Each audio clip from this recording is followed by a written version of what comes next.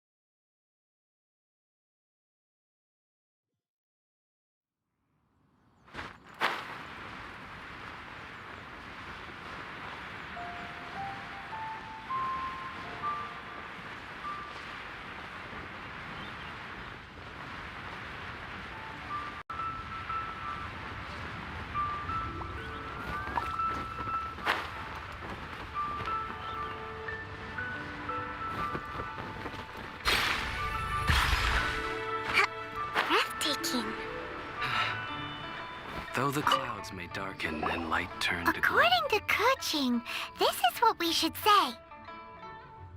Excuse me, do you sell the moon here?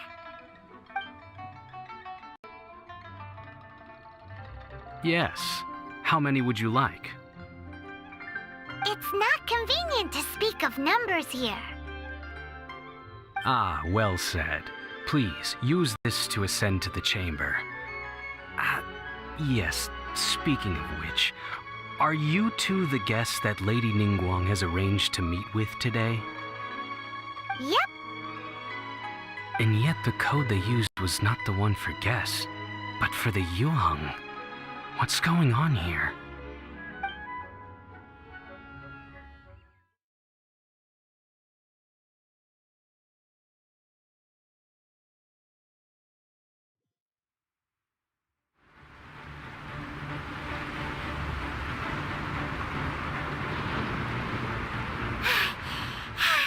Paimon's exhausted. If we hadn't happened to see the Jade Chamber flying over just as we came out of the Golden House, we really wouldn't have known which way to go. Did we make it in time? Is the Overlord of the Vortex still in the sea? It hasn't destroyed Liyue yet, has it? What are you doing here? Huh? Hold on. It's the Adepti. What are you doing on the Jade Chamber? Paimon thought you were arguing with the Qixing. Is the fighting over? Faced with a calamity of such magnitude, we have agreed to put our differences aside for now and unite against this common enemy.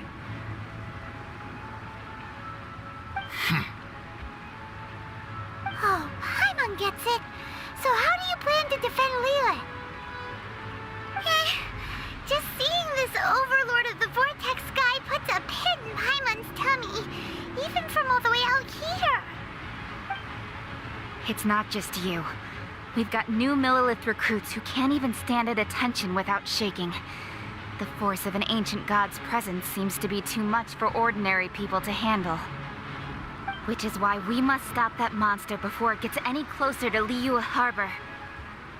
So the Archon War was fought 2,000 years ago against enemies like that thing? Now that's scary. So will the power of the Qixing, Millilith, and Adepti gathered here be enough to stop that god? We've already discussed this together, and our conclusion is not necessarily. What? But all of you were supposed to be the guardians of Liyue. Can't you think of something? One certainly could. Huh? The Qixing did once research the matter of the Guizhong ballista when it piqued their fancy. And as fate would have it, one who did craft the Guizhong ballista with one's own hands is here. For what could you mortals ever learn of Adepti mechanisms? Yet, it would take one, but a little tinkering to turn this ballista into an engine of war beyond your wildest thoughts. I suppose this is one blessing from the Adepti that we should be thankful for. So be it. We shall use the upgraded Guizhong ballista to fight off that god. All the Adepti here can lend their strength to man it. We haven't a moment to spare. Our battle begins now. Yep.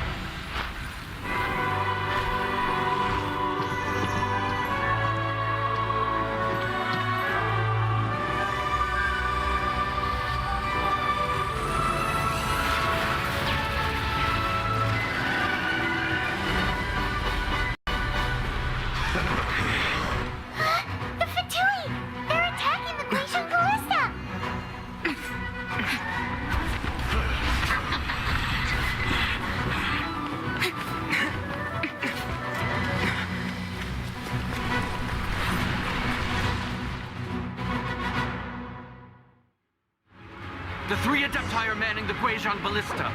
Do not let the Fatui disturb their work. All able Millilith, with me! Let's go help too! We Adepti have not faced a god in several millennia. Let one see what you're made of then. What strength remains within you? One wishes to witness. Time to Crush! Blood of frost! Shudder!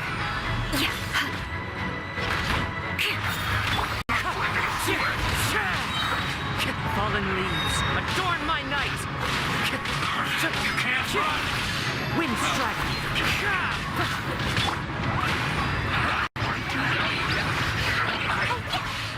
La la la!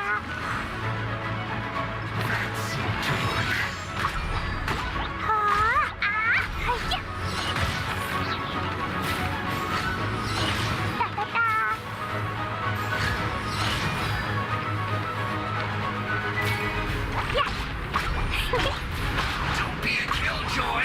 We've only just begun! Jumpy Dumpty Boo! What is that?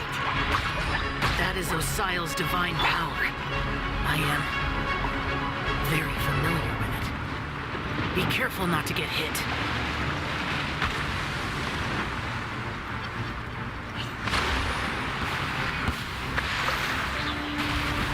The Fatui! Their attacks are unrelenting! How daring. Snezhnai's diplomats will answer for this afterward. Every last one.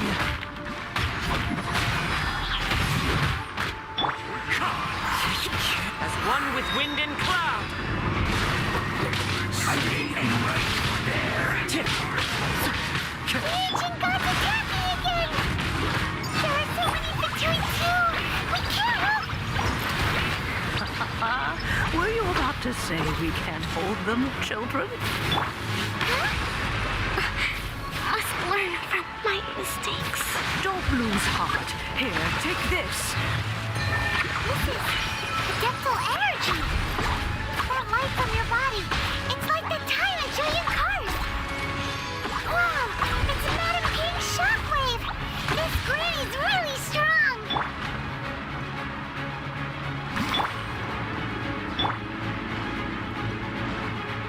Allow me! Wind strike.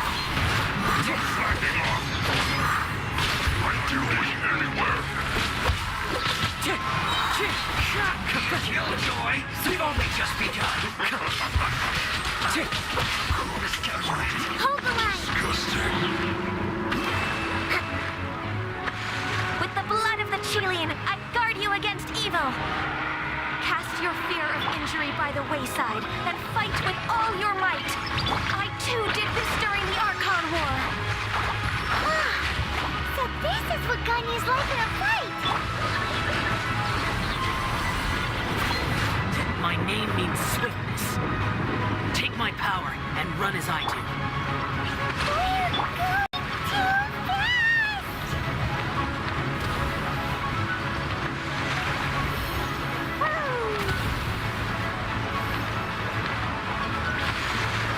La la la!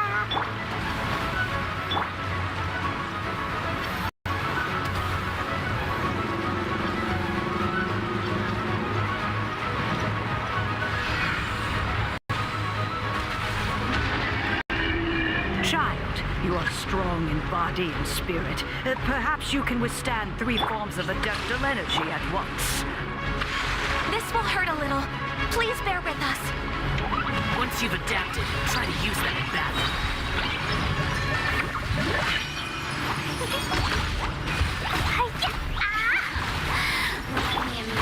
Covenants of the Deep! Rest and rebuild! No longer.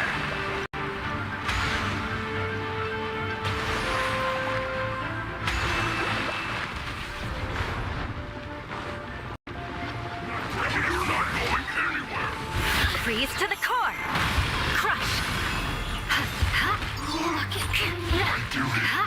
Just once. More speed. Exercise caution. I fear that the god's power has reached its peak. In other words, if we hold here, there's nothing worse to come, right?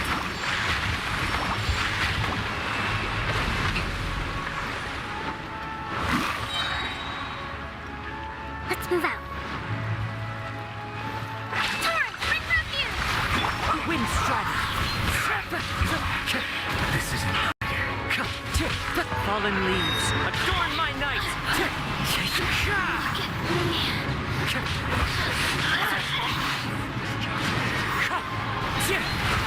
Craft and rebuild! Wind strike. Beg for mercy. Blood of frost.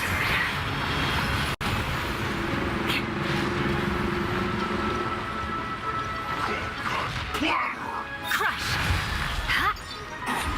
Not breaking a sweat!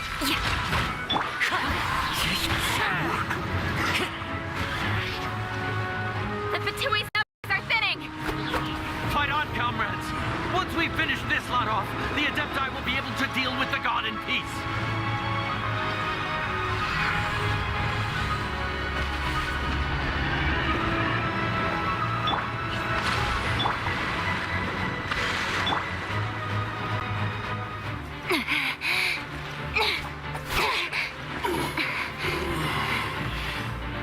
The interlopers are no more. Now we may commit ourselves fully.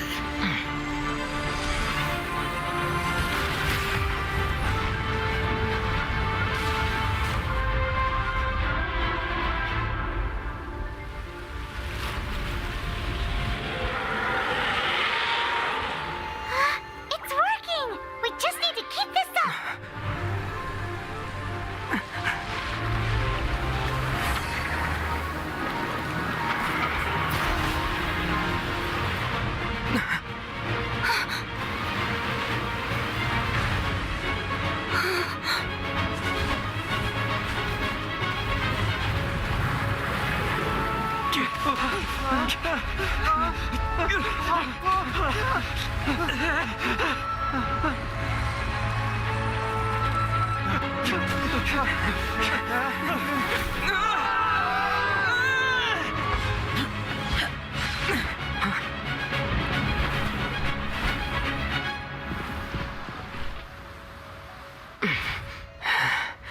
Be careful now. The Guizhong Ballista is destroyed. Without its covering fire, retaliation shall be difficult. But the Jade Chamber is our last line of defense. We can't give another inch, no matter what. I have another idea. What do you mean, Lady Ningguang? I'll sacrifice the Jade Chamber. What is the meaning of this? I understand. Traveler, lend me a hand. Farewell, old friend. Goodbye for now.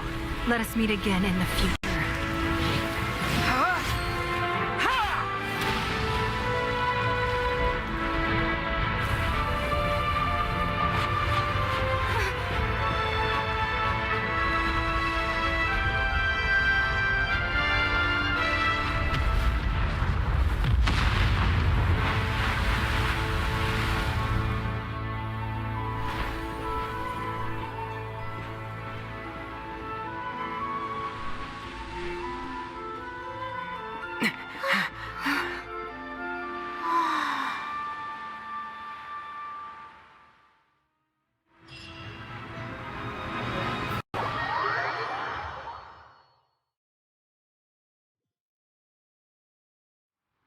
Is it finally over? The ominous aura of that monster has indeed begun to fade. The effects of the Sigil of Permission last but a short time. It will be some time before the Overlord of the Vortex can make any waves again. We are indebted to you for your assistance. If the Adepti hadn't happened to be here, the future of Liyue Harbor would surely have been in great jeopardy. Save your flattery. We didn't just happen to be here. Surely you won't pretend to have forgotten the reason for which we came. Come now. There's no need for such harsh words, Cloud Retainer. I've heard that when Ningguang began learning to do business, she had already started setting aside part of her then limited income in preparation for building the Jade Chamber. At first, it was only the size of a small room, but with continued expansion, it has become the palace that lies before you now. It is a testament to Ningguang's entire life, both as a businesswoman and as the backbone of the Liyue Qixing. Seeing the Jade Chamber destroyed in the defense of Liyue means much to her. To me, such cooperation and sacrifice deserves at least some recognition, don't you agree? Well, I was really hoping you would say that such sacrifice could at least be used as some leverage in our negotiations.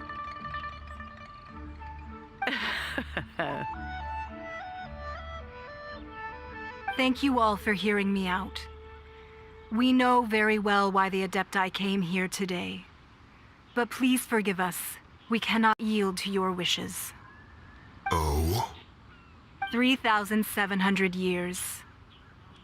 According to our records, the Adepti signed a contract with Rex Lapis to protect Liyue 3,700 years ago.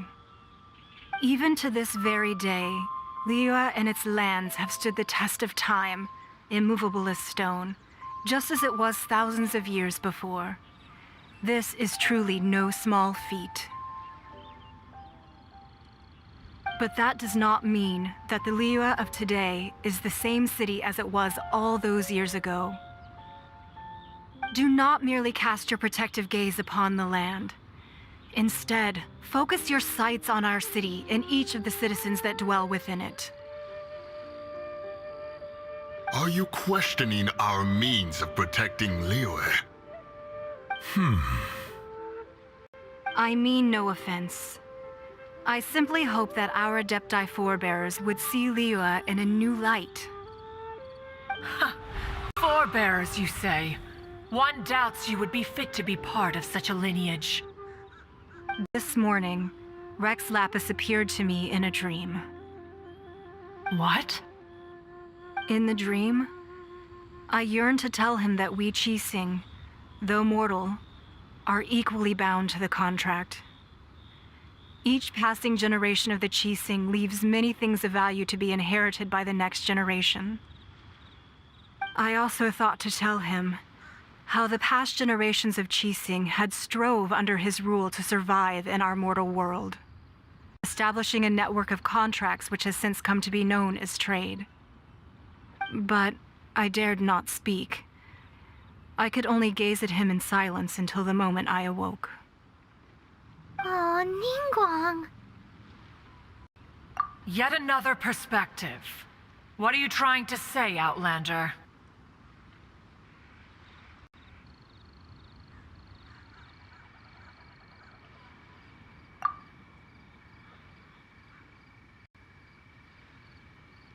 Right. That's something that happened in Mondstadt. It's a story about the Four Winds and the people of the Animal Archon. The Animal Archon sought to quell the strife between the two sides because he believed that such conflict would only scar the hearts of both, and that nothing good would come of it. Each of the 7 nations has its own scars from the past. Though your point is the very height of simplicity. As Adepti, we've become a laughingstock, to be chastised thus by an outlander who has lent us such succor. All right, all right. Didn't Ningguang suggest that we should focus on the city and each of its citizens? I know I already have, so why not see for yourselves? I apologize for appearing in full armor. I am afraid I cannot show the proper courtesies. And who are you? I am Feng Yan, a sergeant of the Millelith. I have come to extend my thanks to the Adepti. I thought this battle would perhaps be my last. But thanks to the aid of the Adepti, our forces were not as badly battered as I feared we might be. Although I am a mere mortal soldier, I promise to hold the line and never betray the grace given to us by the illuminated Adepti this day. Huh? Why does everyone look so down? Didn't we just beat that big monster? Weren't you frightened, dear? It was quite the predicament. I wasn't afraid. All the strong Millilith guards were there, and those powerful heroes with their visions were there. Everyone was there. When danger is near, everyone always protects me. And the rest of the time, they make fun toys and tasty snacks and loads of things that make the harbor so pretty. Thanks for protecting Liyue Harbor. Please come visit us for the next lantern rite. Unfortunately, we wouldn't be able to participate. Huh? Because we are Adepti. Oh, okay. It must be hard being an Adeptus. Aww. You see, this is what Liyue is like today. The country of contracts is grateful to the Adepti for their protection, but it is no longer necessary for the city to rely on the Adepti's power to solve every little niggling matter. Although their blood is weak, there is still strength to be found in those we call mortals. The time of contracts between gods and Liyue has long since passed. Now is the time of contracts between Liyue and its people. Seeing the port around us now, it is hard not to feel a bit out of place. Wouldn't you say so, Cloud Retainer? Your line of inquiry is askew. One did not spearhead this expedition to Liyue Harbor. Seems like the Adepti have had a change of heart.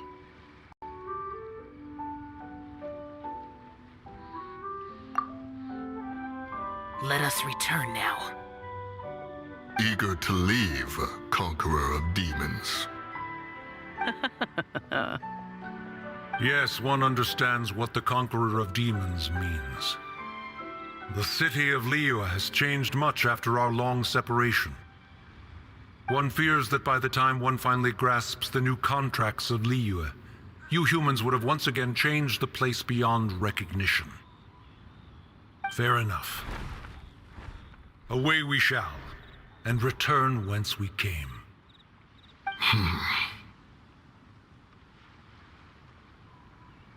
Since we Adepti have consensus, then one shall persist no further. But how will we ensure that the Liyue Qixing will not simply exploit their power once we depart? In my view, that is still a thing to be guarded against. All right, Mooncarver, you needn't worry. It seems to me that this right of supervision is best left to the people of Liyue. Looks like the conflict between humans and Adepti was avoided. All's well that ends well, huh? Oh, right! It's nice that we've got peace and all, but we're forgetting one thing. Child wanted to unleash the god so he could lure Rex Lapis out. But we were able to handle the Overlord of the Vortex on our own, so Rex Lapis never showed up. Oh, and speaking of that, don't we still need to get to the bottom of that Archon's death, too?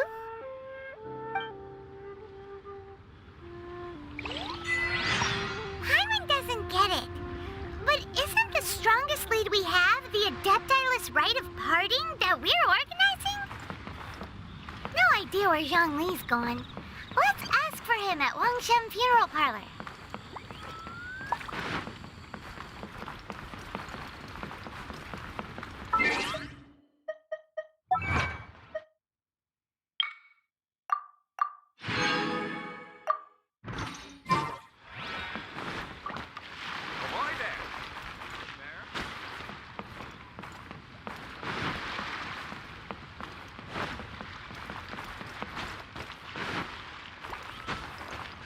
Time to go.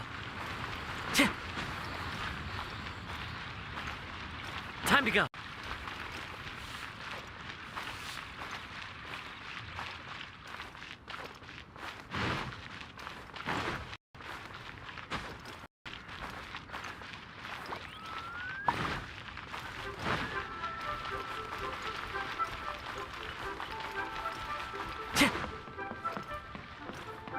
Time to go.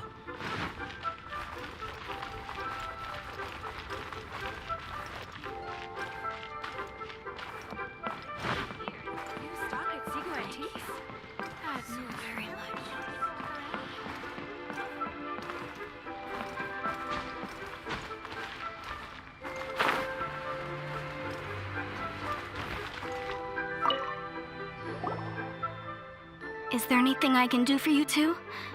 I'm afraid that Wangsheng funeral parlor isn't in the best state to receive guests. We've come to see Zhongli. Could you please tell him we're here? Unfortunately, Zhongli isn't here at the moment. It seems he went to Northland Bank. Doesn't the Northland Bank belong to the Fatui? Last time we saw Zhongli was before we went to the Golden House. Do you think he doesn't know about the attack on Liyue? Visiting the Fatui at a time like this could only mean more trouble. We had better go and make sure that everything is okay.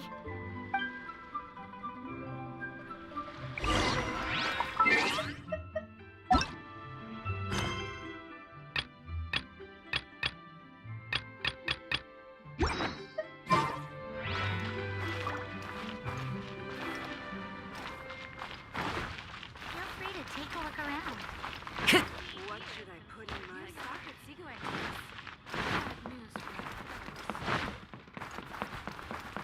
Jewelry's out of stock, but we have some new items.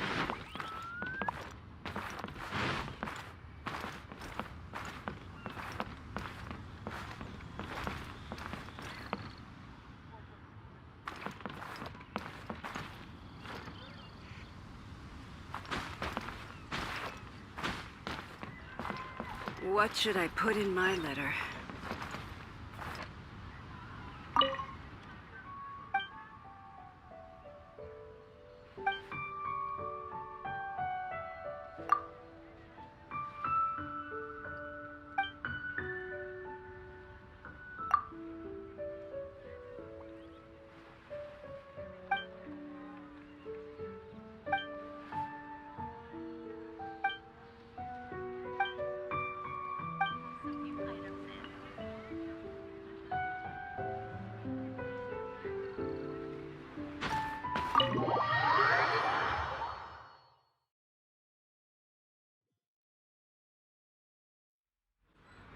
You call this cooperation between Harbingers?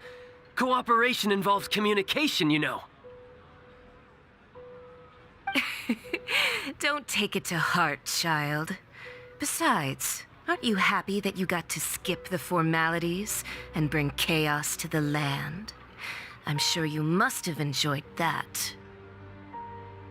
Oh, it seems that some of your friends have arrived. Hey, it's Zhongli and Child. And you! You're also one of the Harbingers? It's you two. I believe we've met once before. In the city of Bards, was it? I'm glad you still remember my name. Ah, right. I imagine that it must have been rather hard to forget watching helplessly as something precious was snatched away from your friend. No, don't let her get to you! You've yet to gather the powers of all 7 elements, and our last battle at the Golden House was almost more than you could handle. So it might be best to keep things peaceful this time, seeing that 2 of the Harbingers are here. Well, if it isn't you two. This is our first time seeing each other since Liyue was nearly wiped off the map. This is certainly a bit awkward, wouldn't you say? Paimon knew that we should never have trusted a Fatui Harbinger. Oh, now don't say that. Sure, I may have misled you, but I never had anything against you personally. Besides, I thought we were getting along quite well together, didn't you? Except for that little tussle we had at the end. Nothing personal. We just have different views, that's all. Of course, you may very well hold this against me, but that's up to you. The real deceivers here are Senora and Zhongli. Curse them for leading me on. So actually, I think... Stop wasting time, child. There'll be plenty of time to chat once I'm through here. You remember the agreement, Morax. Now, if you would be so kind. The Gnosis, please. What in the world are you talking about? The contract is fulfilled. That which thou seeketh is now bestowed unto thee. For my promise is solid as stone.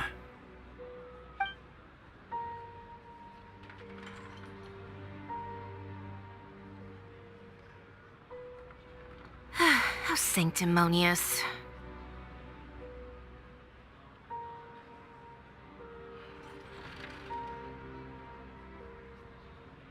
What? So you're the Lord of Chio? No, wait. That's an exciting twist and all, but why give the Gnosis to the Fatui? I do not give it for free. I give it as agreed upon in the contract. For it is a matter solely between the Tsaritsa and I.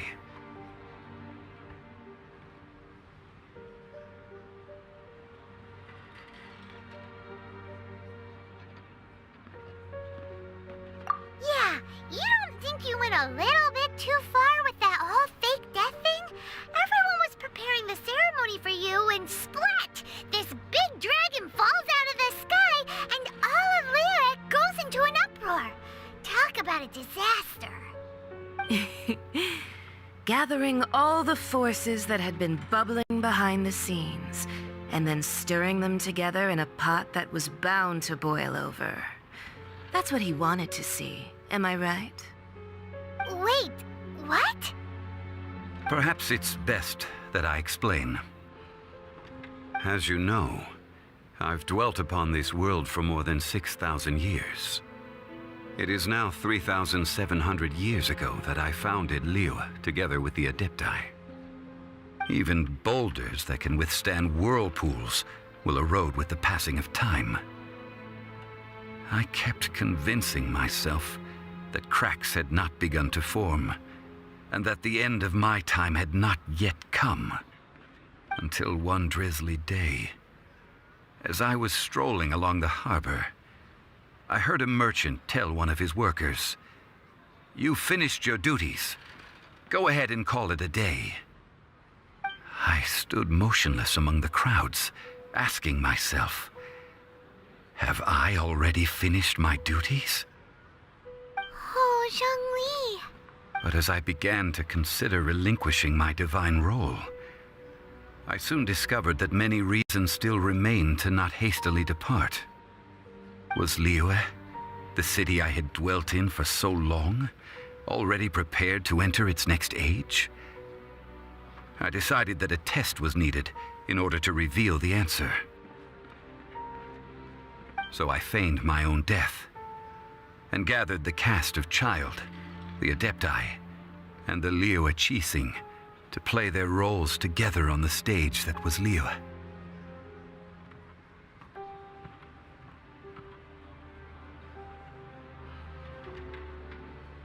That's right. Which is why I continued to safeguard the Gnosis until now.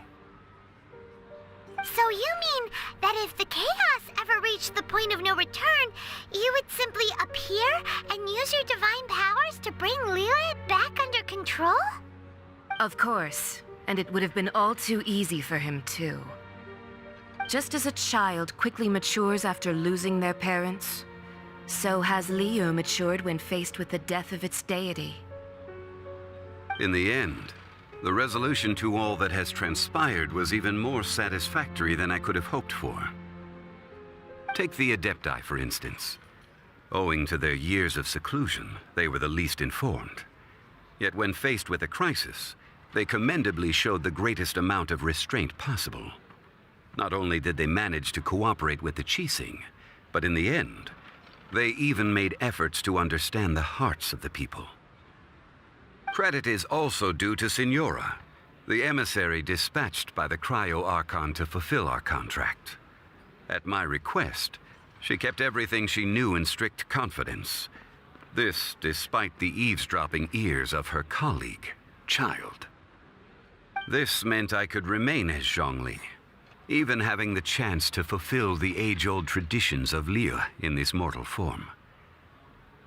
Thank you for joining me on this journey, traveler.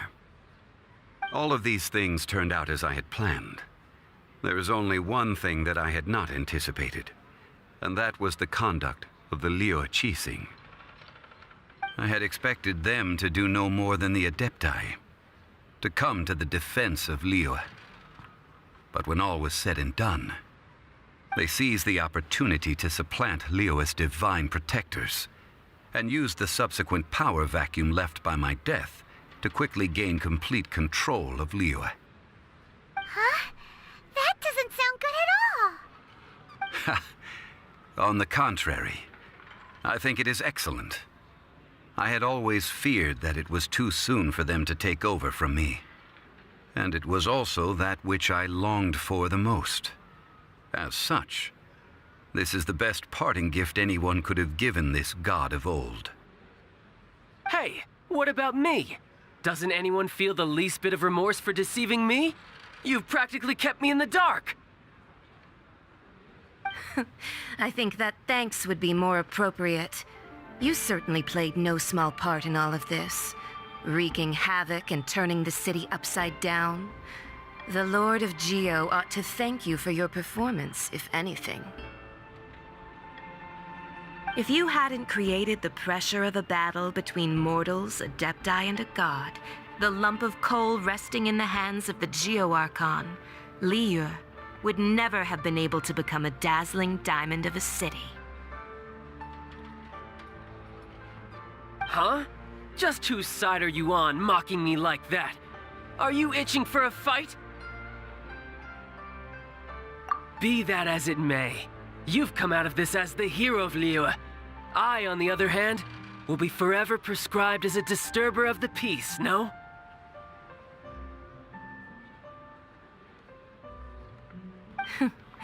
Well then, with the Gnosis in my possession, I have no use for such idle chatter. We should return to Zapoljarny Palace and seek an audience with Her Majesty, the Tsaritsa. Come, child. Fine. I'll meet you there later. I'm not sharing a boat with the likes of you. Do as you wish.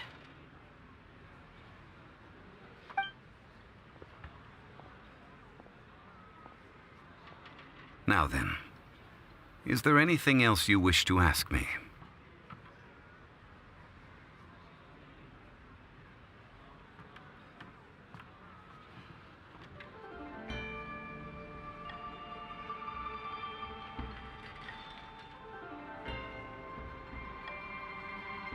Right! As Zhongli always told us, a good trade is a fair trade. Paimon has no idea what could be a good trade for a Gnosis.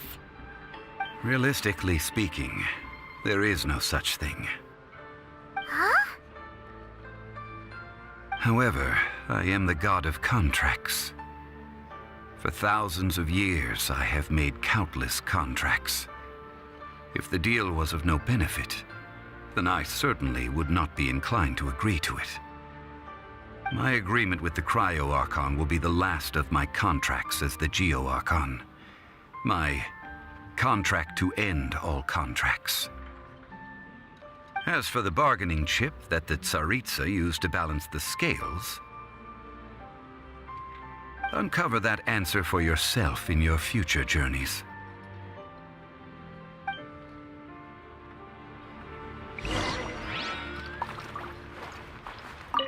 Paimon can't absorb so much information at once. So, Zhongli, what sort of contract did you sign with the Cryo-Archon? Paimon's so curious. One of the clauses of our contract was not to divulge any of its contents. Ugh, you're so petty.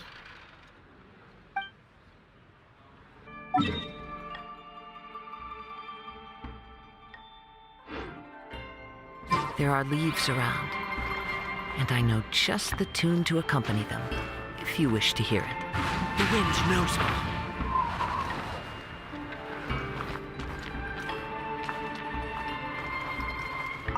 Paimon can't...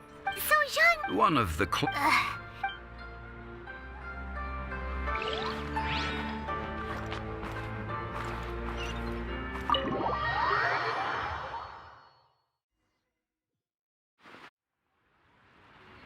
Today's the day of the rite of parting. Although the star of the show is fake, we spent so much time trying to organize it, it would be a real shame not to go there now.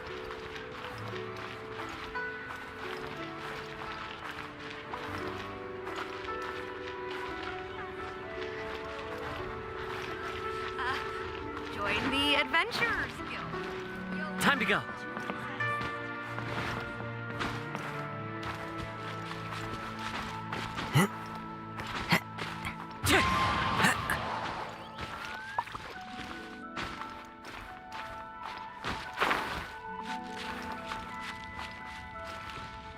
One with nature.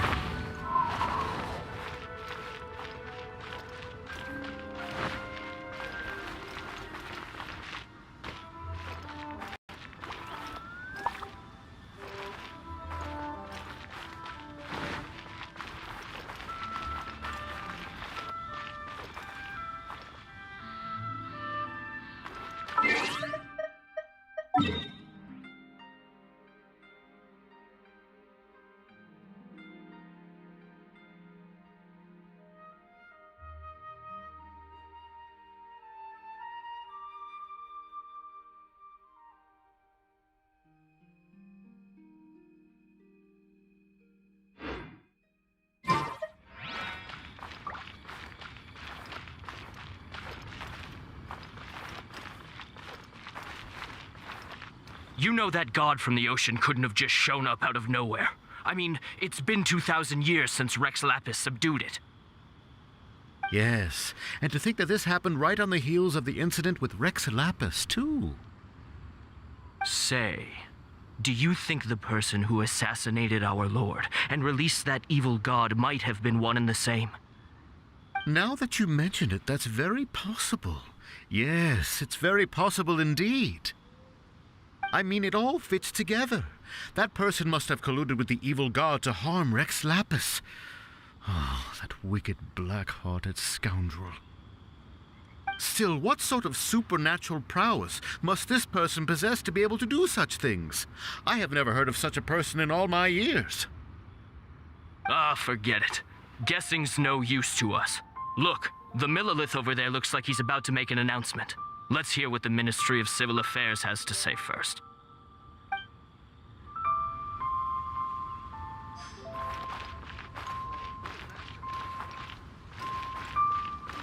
Oh, well, since we're going through with this rite of parting, I guess it means that those rumors hit the nail on the head. So Rex Lapis is really... But they didn't catch the culprit, did they? Oh, come on. Do you think that the assassin could have been a normal person? You know what I think. I don't think any of the gossip on the streets you hear from those shady types is worth anything. There's only one real possibility in my mind. I've heard that the assassin was that Fatui fellow. Youngish, pretty high in rank. I think they called him Child. The Fatui? They certainly are very suspicious. Who knows what those greedy, crooked folks... Shh! Lower your voice. If the Fatui catch you in their sights, Rex Lapis won't be around to protect you this time.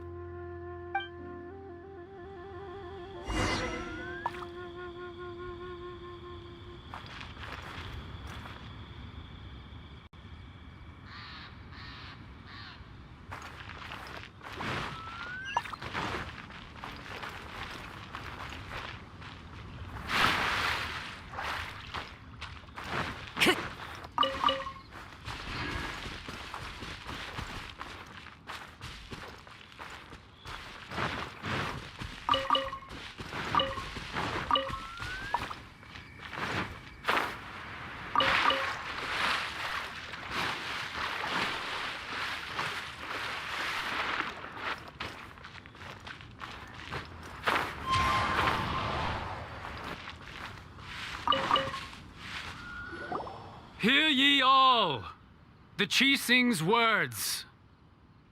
Though a dragon soars ageless as the mountains, it too must return to dust. This is common knowledge. Gods and Adepti live glorious lives, but both light and shadow have their season. So too must they face divinely appointed trials. Rumors and hearsay abound on the streets that Rex Lapis was murdered.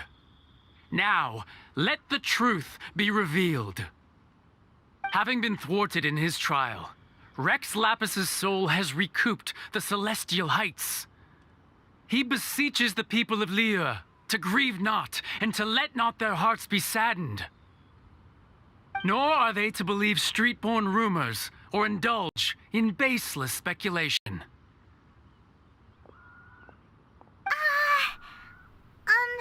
Paimon needs a translation on what the Chising's announcement said.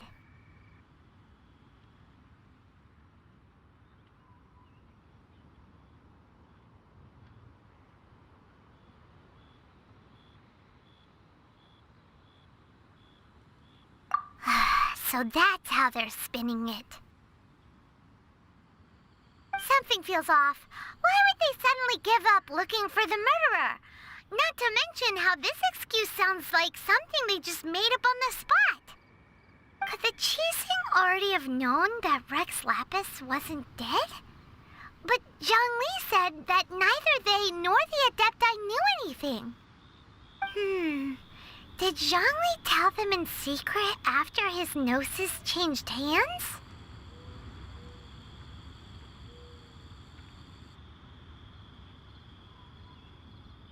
Exactly, right?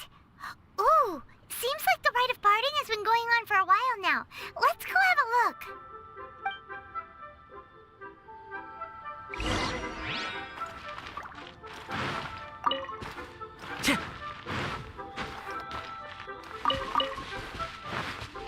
Time to go.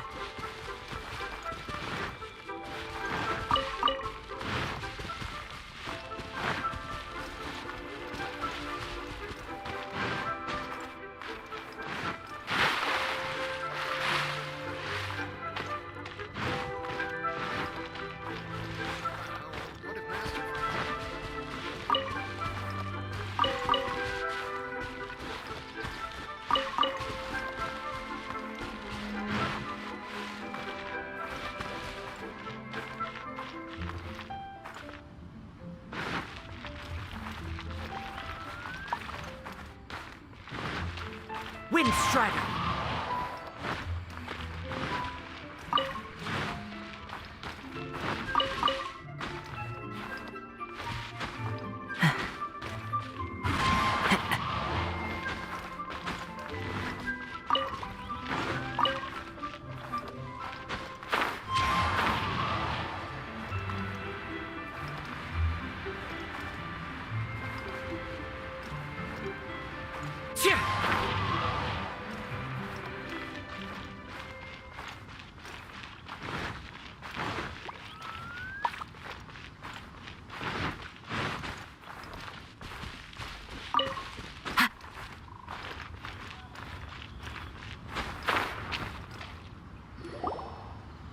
It's Ningguang and Keqing.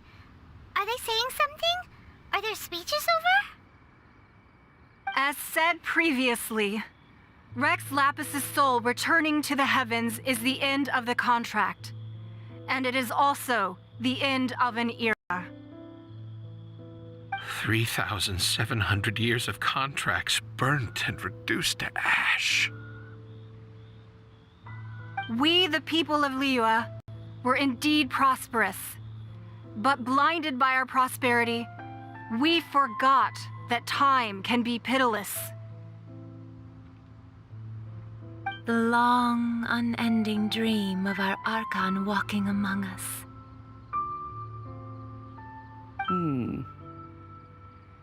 Now that we have awoken from our dream, we must learn to say farewell.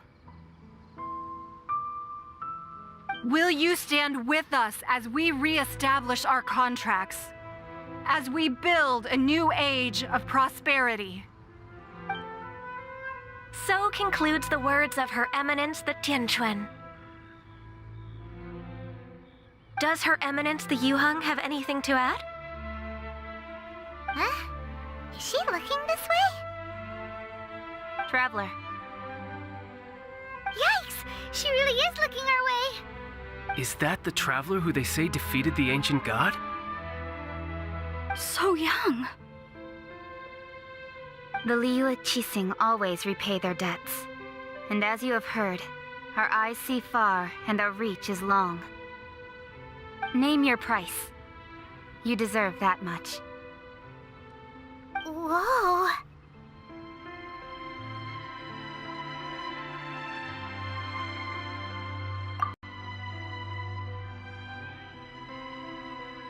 Well, could you help me put up some missing person posters?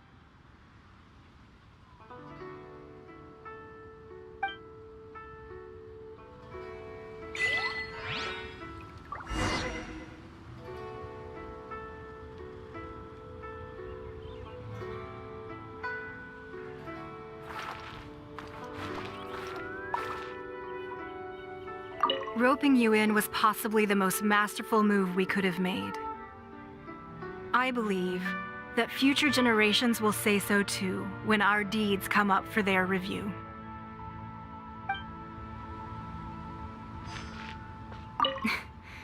Why, you? Were you just trying to look cool earlier, or are you really that selfless? If you were looking for someone, you could have just told me that in private.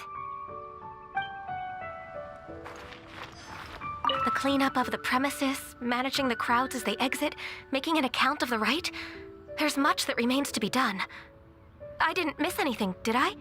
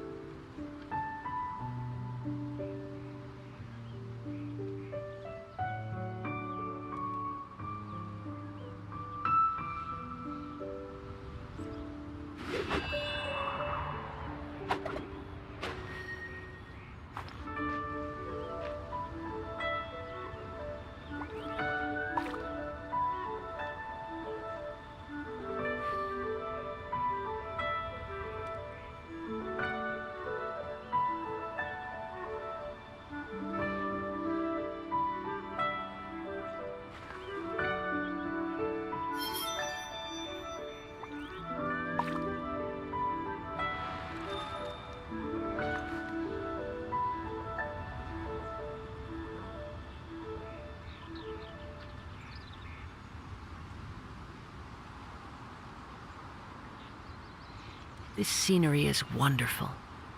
Surely enough to convince anyone to become a wanderer.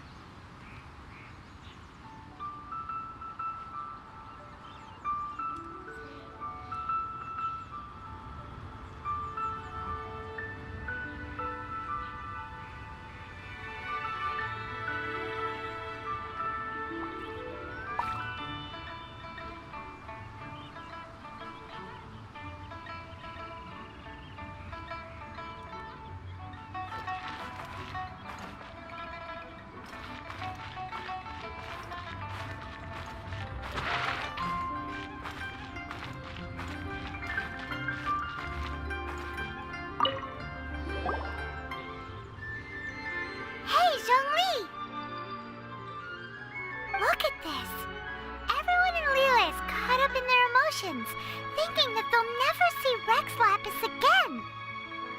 And here you are looking all relaxed. Why would I not feel more at ease after laying down the burden I have borne for 3,700 years? Right. If the two of you can spare the time, I should treat you to a meal at the Liyue kiosk.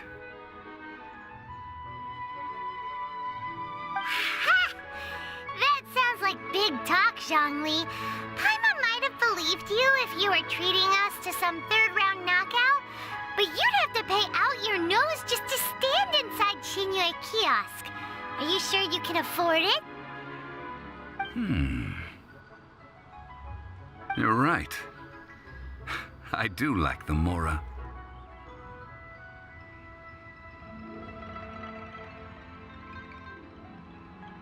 As the Rex Lapis Morax, I can easily create Mora.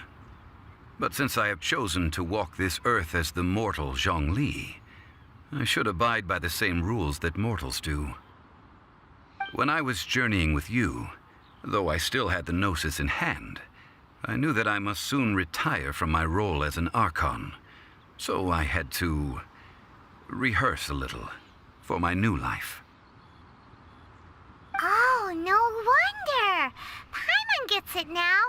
You didn't look at the price tags when we were spending because you've never had to.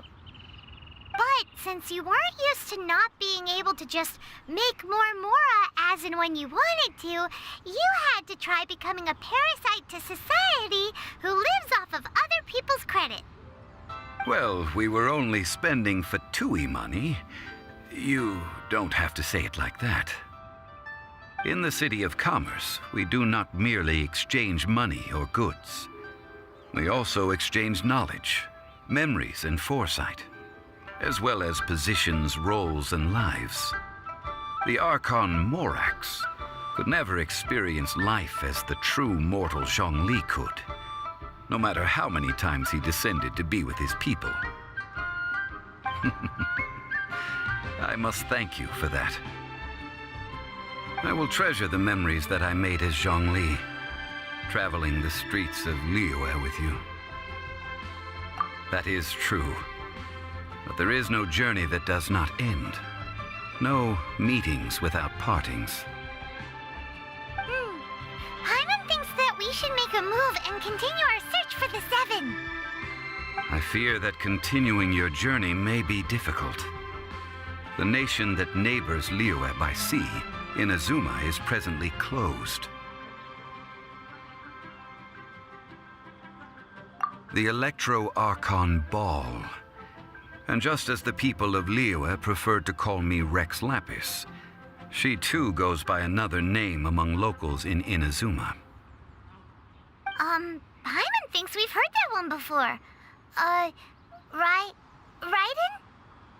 That is the case. And since Raiden is also the Shogun of Inazuma, people call her the Raiden Shogun. That said, though people at the wharf were saying that the situation in Inazuma is very tense, Paimon doesn't remember that always being the case. It wasn't that bad last year. Zhongli, since you're Rex Lapis, shouldn't you know something about what's happening there? Just how did Inazuma become a closed nation? It's because of visions. Visions? When faced with circumstances beyond their control, humans often bemoan their lack of power. But if a person shows true strength of will at a desperate and fateful moment in their life, the gods will look upon them with favor. This is what visions are. Magical foci bestowed upon those who have been acknowledged by the gods.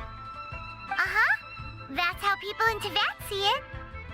But starting from last year, the Raiden Shogun began promulgating the Vision Hunt Decree. Vision Hunt Decree? Yes. It was an order to seize all visions within Inazuma's borders, and to inlay them upon the hands of the statue of the omnipresent god. They want to seize visions. But why? Aren't visions blessings from the gods? I should think that in the Raiden Shogun's eyes, it is precisely because they are divine blessings that they should be under the sole dominion of divinity. Whoa, that's harsh. The Animo Archon is the god of freedom, and the Geo Archon is the god of contracts. For her part, the Raiden Shogun is the god of eternity. It seems as though she has finally decided to eliminate any unstable elements that could pose a threat to her eternal realm.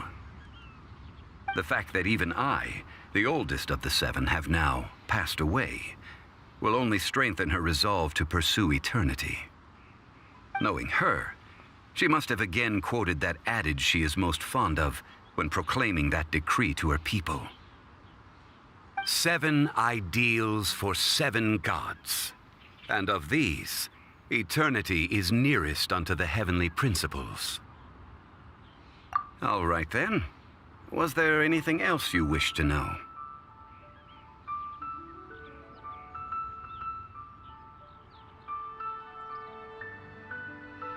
That's right. Zhongli, now that you don't have your gnosis, what's going to happen to all the Mora in Teyvat? Since Morax is dead, are they all just gonna disappear? Also, isn't the Golden House the only mint in the entire continent? Will it even continue to work? The Mora present now will not vanish. But the Golden House will indeed have to cease operations for a lengthy period of time, since creating Mora requires the use of the Geo-Archon's power. This is terrible! We're all about to run out of Mora! The world is coming to an end! Yes, this is indeed a major issue from a financial standpoint. Well, I suppose we'll just leave such troublesome matters to the Liyue Qixing to debate. Then, did you at least set some private funds aside for yourself? Oh, a private fund. This does seem like a good, logical, common-sense idea. It's a shame. What's a shame? It's a shame that I didn't think of it at the time. All right then. Was there anything else you wish to know? Ah, that was a good one. Failing a divine trial. How they came up with that excuse, I will never know. That said, the reason why the Qixing were so eager to resolve the incident and stop pursuing the culprit was indeed because they received news in secret that Rex Lapis was not dead.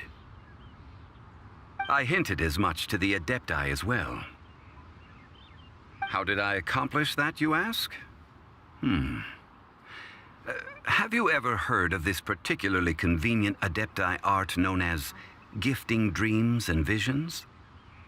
All right then. Was there anything else you wish to know? The time of the Adepti has long passed. If even the Liyue Qixing don't want to face that truth, then what future is there for Liyue? Kuching is absolutely right in saying this.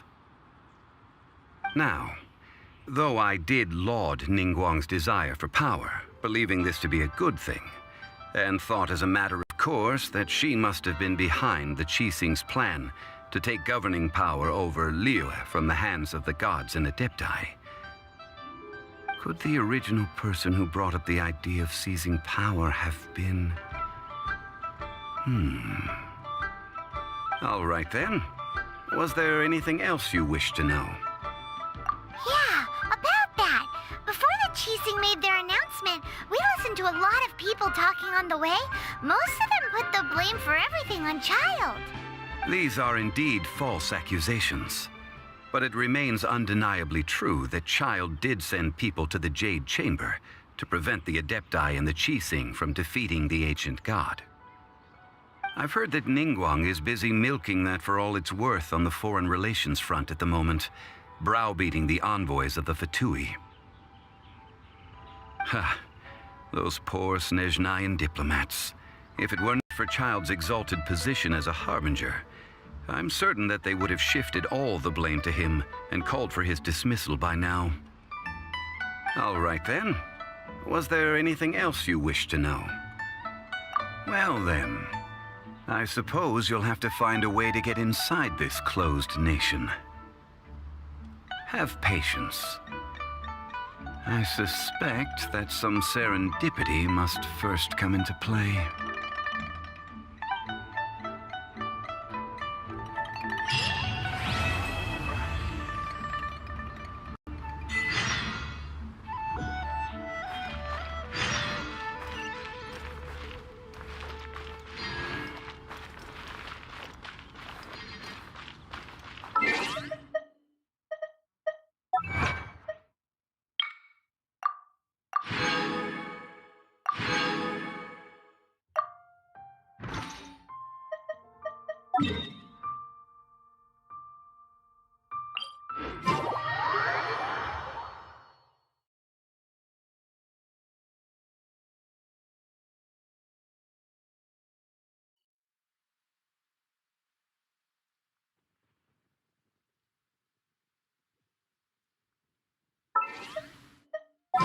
Taking a stroll in the middle of a downpour certainly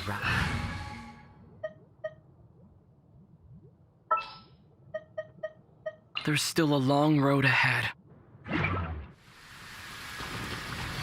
it's best to dry it.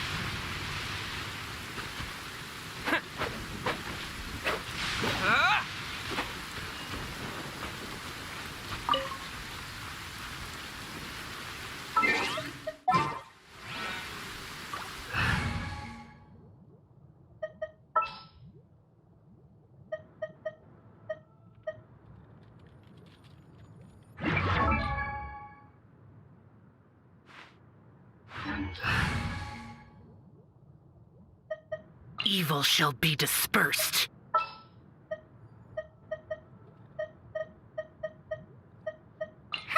Need my help as usual?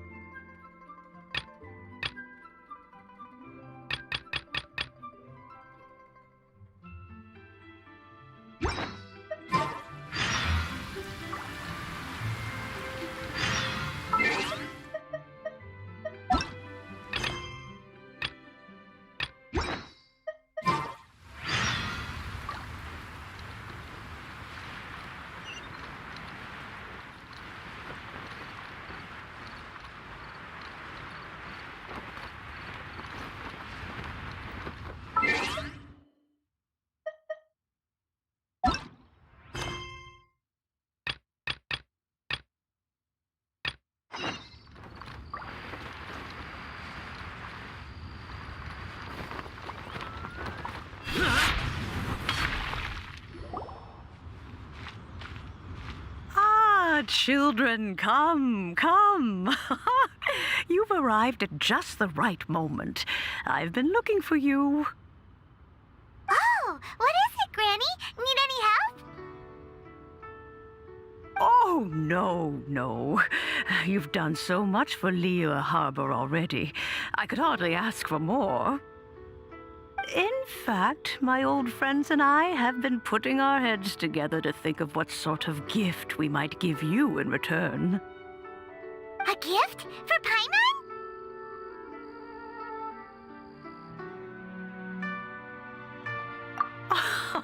Oh, child, you are so very modest.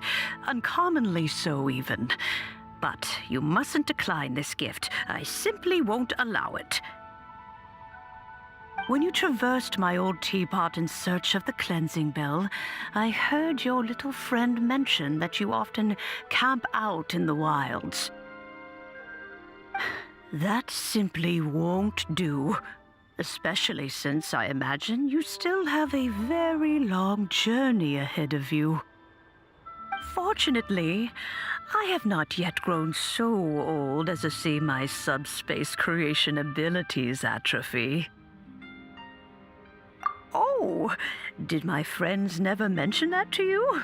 Well then, it is a blessing we old folks once received from Rex Lapis, part of our illumination, if you will.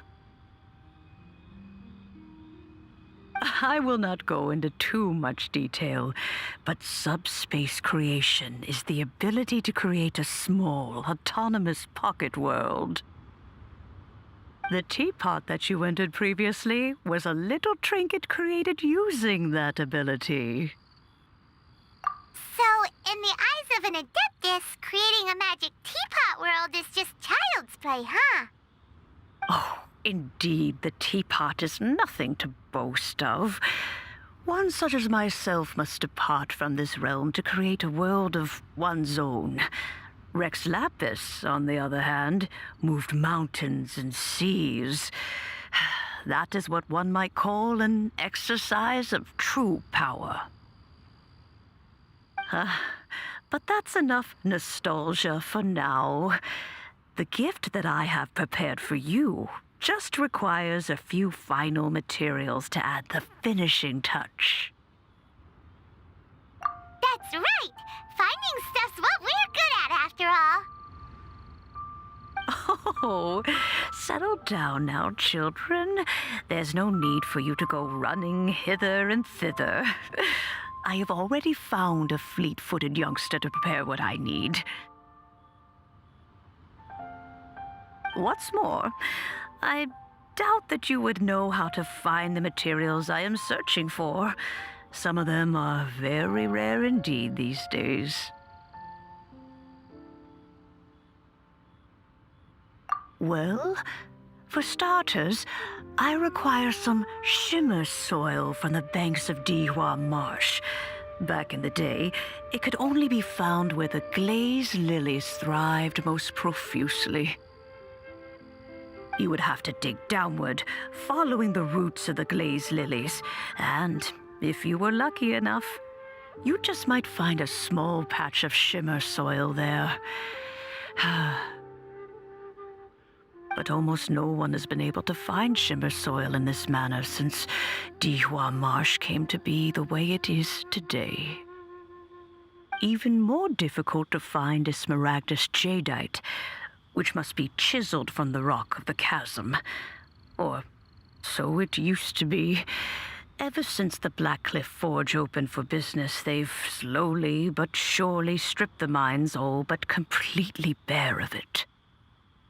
In any case, smaragdus jadeite is an Adepti treasure, and the adeptal power within is not something that most humans can withstand. Extended contact with it is, in fact, harmful to humans. Goodness knows if that child will succeed in finding these items.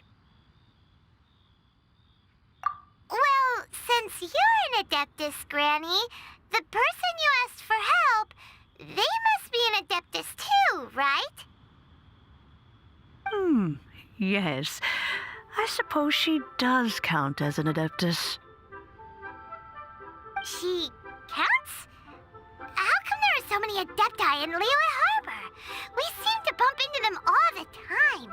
It feels like even when you go out to eat, you could be sitting next to an Adeptus and never even know it. Oh, maybe so. Who can say? A fair few of my old friends are rather fond of mundane mortal life, after all. I'm back, Granny.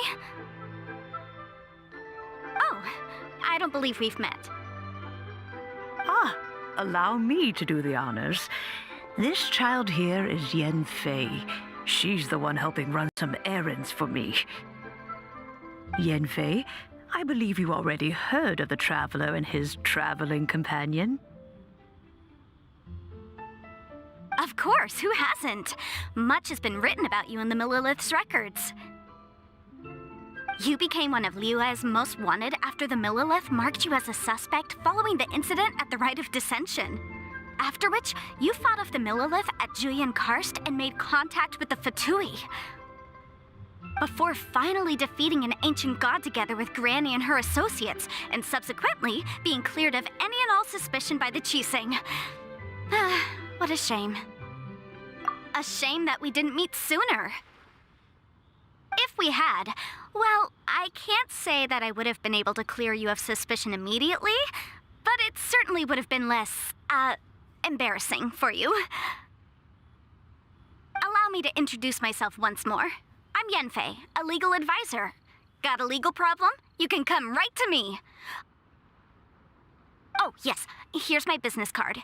You'll find it has my contact details and office address. Keep it handy. If you have an urgent issue, just leave me a note at this address. Oh, and I almost forgot to mention, I offer a very generous discount for first-time customers. All right, Yenfei, all right. Let's get to the business at hand. I do not think these two are in any dire need of legal assistance at the moment. You'll have to excuse Yenfei. She's always been like this, ever the talkative one when it comes to her own affairs. Paimon was gonna ask the same question. You seem really different from the ones we've met before. An Adeptus? I guess. Kinda. My old man said he was one anyway. He mentioned that he once campaigned with Rex Lapis for a long old time, and then after that was all over, he went back and married my mom. They had me, and once I was all grown up, the two of them upped and left on a journey, leaving me with Granny here. Well, that's a bit casual for an Adeptus. Aren't you guys supposed to sign solemn contracts to protect Liyue Harbor and all that stuff? What do you mean he just went back to get married? Well, my dad did say that he'd talked it through with Rex Lapis and that he was fine with it. Even contributed towards the wedding gift, apparently. Anyway, let's not dwell on that too much. So, Granny, I've gotten a hold of most of the stuff you asked for, except for Smaragdus Jadeite. I couldn't find any at all. The chasm's been sealed off, and there's just no way in. Couldn't secure any documentation either. Looks like the Ministry of Civil Affairs is serious about keeping it strictly locked down. Is that so? But Smaragdus Jadeite is really rather essential. Yenfei, are you sure you can't find some other way? They have helped Liyue greatly, after all. It is only right that they are duly rewarded. I know, Granny, you've told me 1,000 times already. Well, the chasm's definitely a no-go, but there's still a chance we can figure out some alternative means of procurement. Hold on a moment. Let me have a look.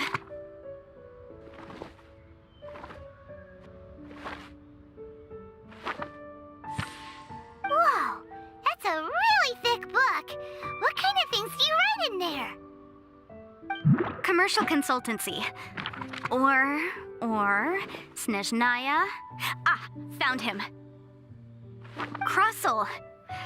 A Snezhnayan merchant who once came to me with some legal queries on certain articles in the legal codices. If my memory serves, all of them had to do with rare ores. He mentioned that he was considering acquiring some Smaragdus jadeite to make hairpins, and wanted to know if there were any legal ramifications that he should be aware of. Said he was planning to sell them in Snezhnaya. So, I guess I'll go look for him. With any luck, he'll have gotten his hands on some Smaragdus jadeite, or might have an idea of where we can find some. Oh, you want to join me? I suppose that's no problem, but it's best if you just stand by and watch. If you try to get involved, you'll only risk placing yourself in legal jeopardy. Wow, an Adeptus imploring us to avoid incurring legal liability. Well, that's a first for sure. Best we be a little more careful than usual while we're with her.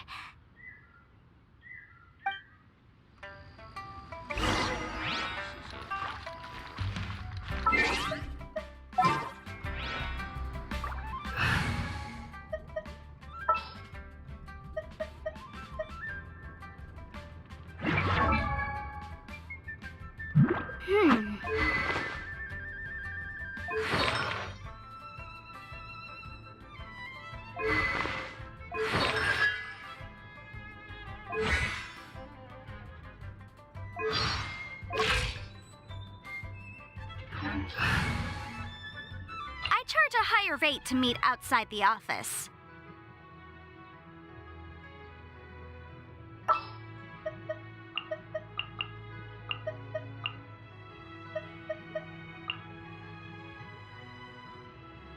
Evil shall be dispersed.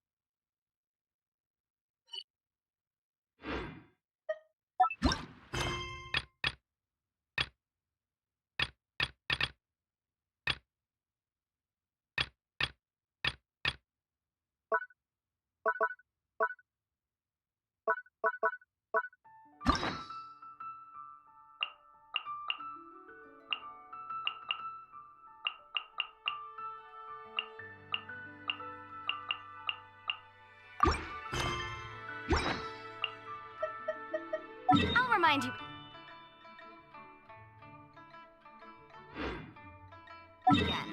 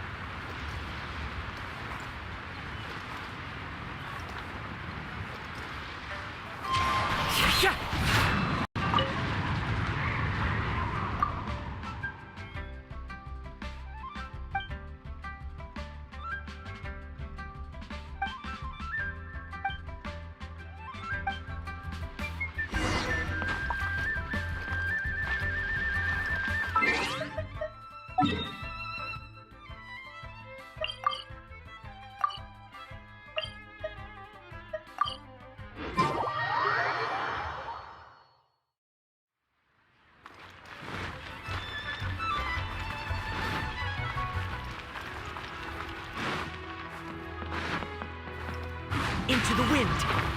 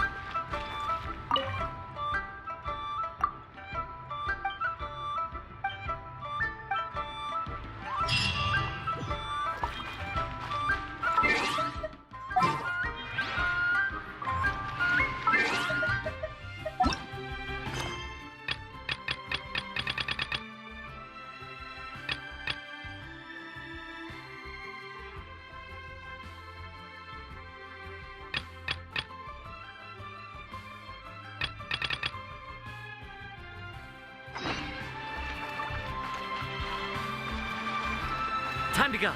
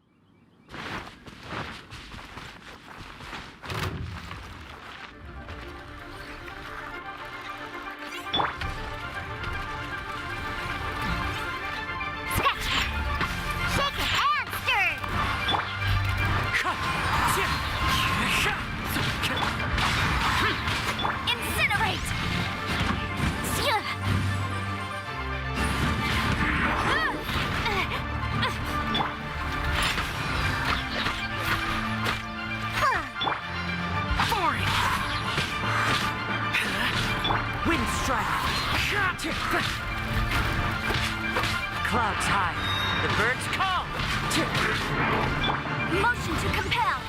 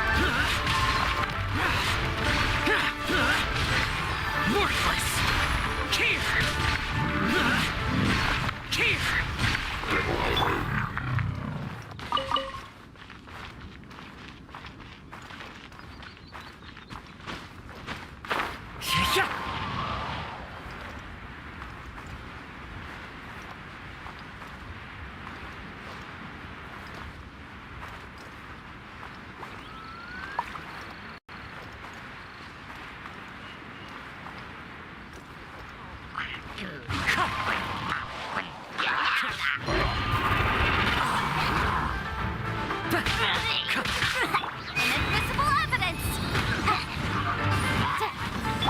Think you can bully me? Scratch!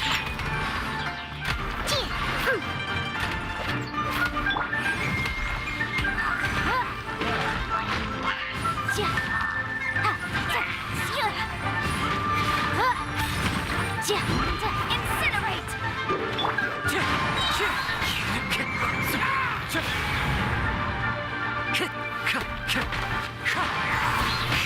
Fallen leaves. Door.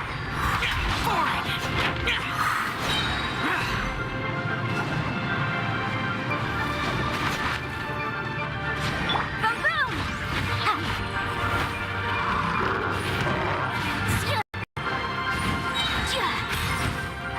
Breath of a flame! Incinerate!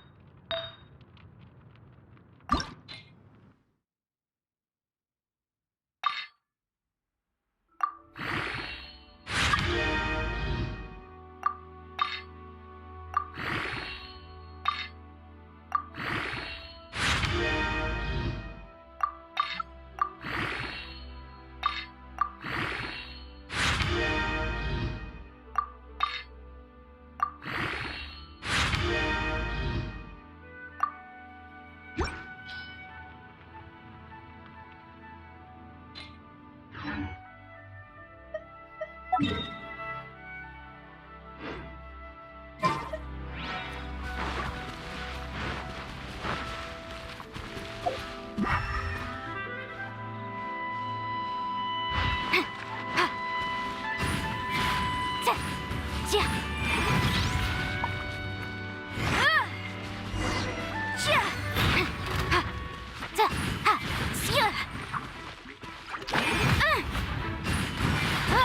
handle your drink. Huh. Scratch that. Think you can bully me?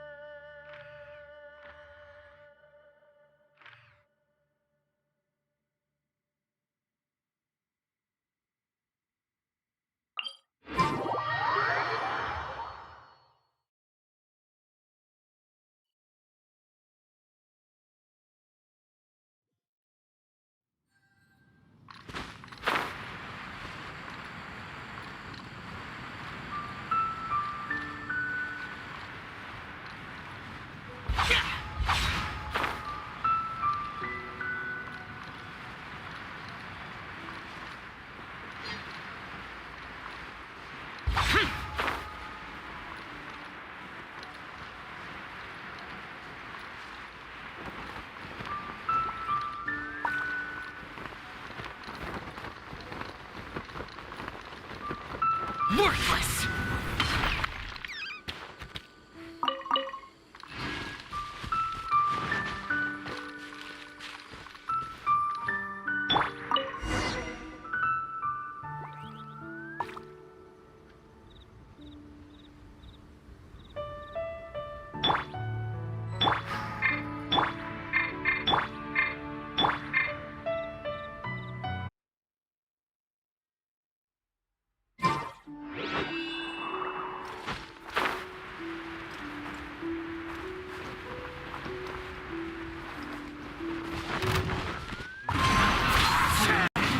Clouds high. The birds... Useless! Think you can... Oh!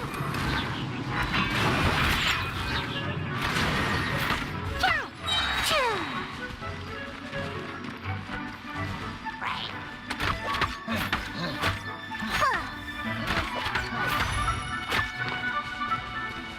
Scratch! Diana Special!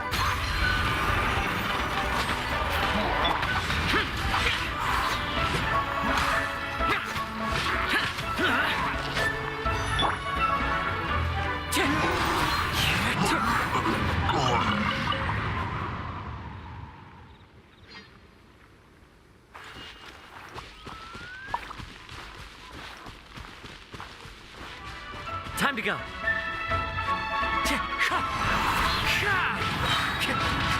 As one with wind and cloud. Motion to compel. Inadmissible evidence.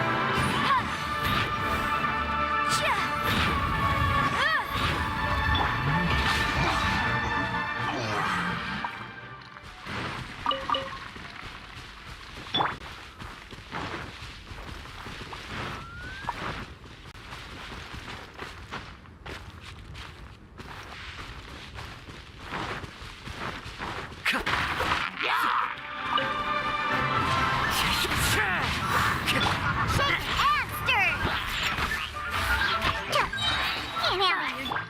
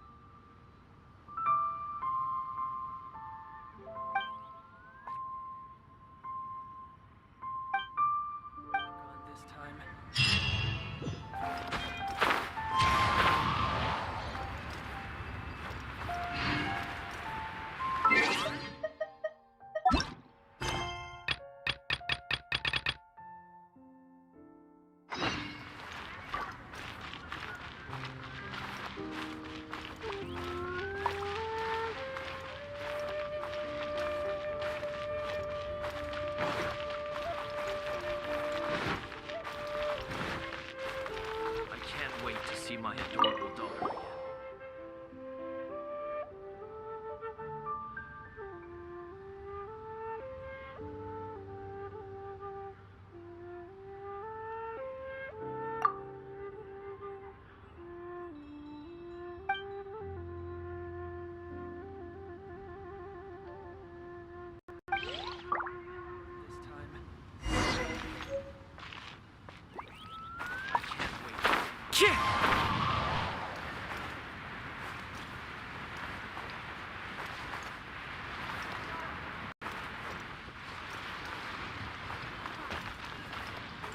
I should have a story.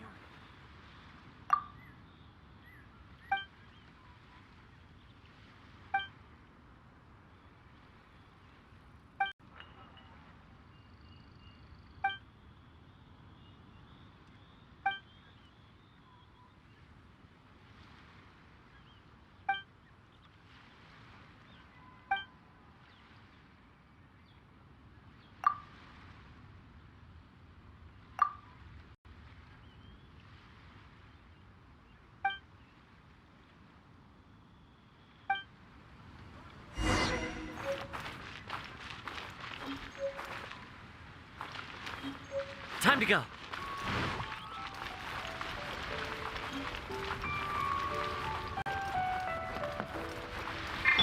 Useless. Copy of each invoice is sent to the ministry.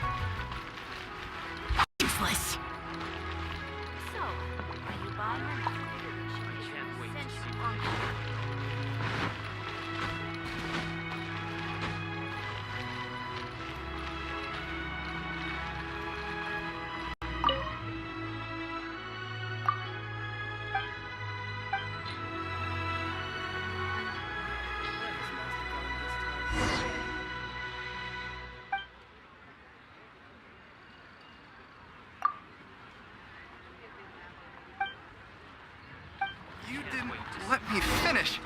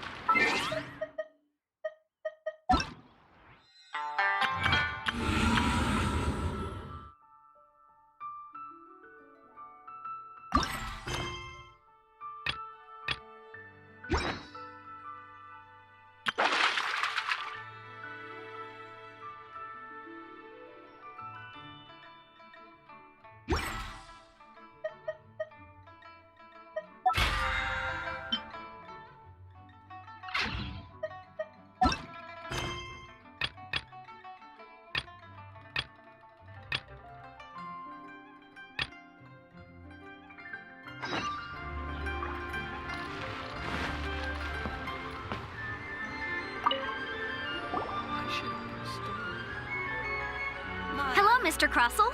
How's business been? Oh, good, very good. All thanks to your advice, Miss Yanfei.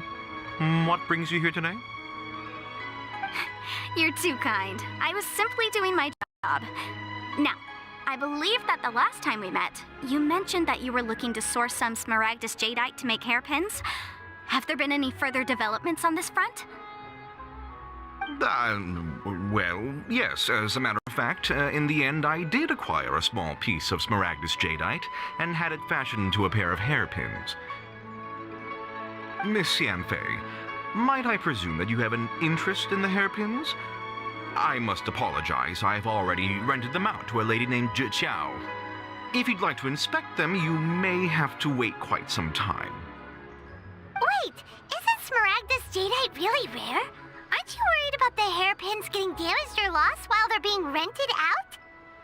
No, I'm not worried in the slightest, because I signed a contract with Miss Zhi Qiao before renting them to her. The contract makes it quite clear that if she loses or damages the item in question, she must compensate me for its full original value. In return, I included a clause that guarantees the Smaragdus jadeite is genuine, with a penalty of 10 times the item's value payable by me to Miss Zhi Qiao in the event that it is shown to be a fake. Guaranteed genuine, with 10 times the value payable if this claim is shown to be false. Yes, these terms are very clear indeed. Of course. This way, both the client and I have the assurance we need. To ensure fairness, each of us has retained an original copy of the contract. In that case, might you know where Miss Xiao lives? We'd like to pay her a visit and have a look at the hairpins. Oh, of course. She wrote her address down when we signed our contract. Here, I'll mark it on your map for you. Thanks a lot, Mr. Crossell. We'll be off now.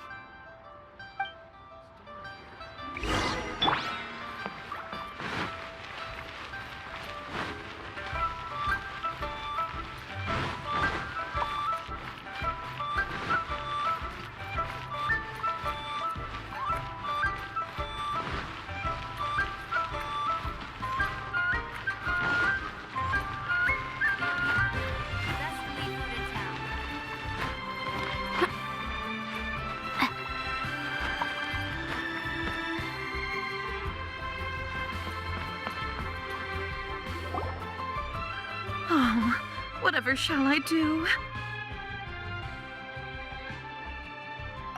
Yes, that's me. Is there something I can help you with? How do you do, Miss Xiao? We understand from Mr. Crossell that you recently rented a pair of hairpins from him. My associates and I are very interested in them. Would you mind letting us take a look at them? The hairpins? I can't lend them to you right now. I've lost them. I don't know how it could have happened. I always kept them right by my side, and I hadn't even worn them yet. I spent so much money on them. If I have to pay their original value, there's no way I could come up with that amount of money on such short notice.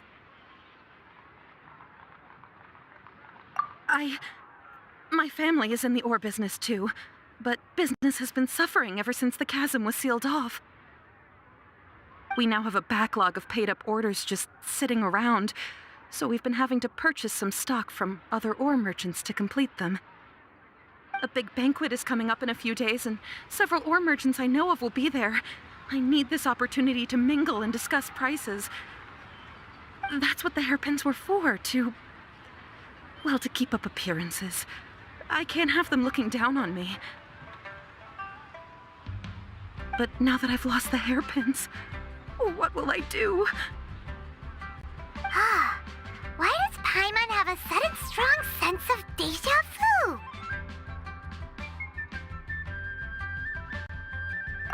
Would you really? I sent a commission to the Adventurers Guild, but I haven't heard anything back from them yet. Hold on. Don't run off looking for the hairpins just yet.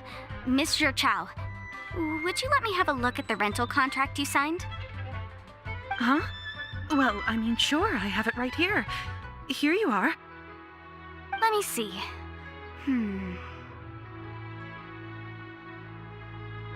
That's right! Yanfei said she's a legal advisor, didn't she? Maybe she can help Juqiao somehow. True, though surely there must be a win-win solution. Right. I finished reading the contract. The terms are very clear, and they do indeed stipulate that you must pay Mr. Crossell the original value of the hairpins as compensation for the loss.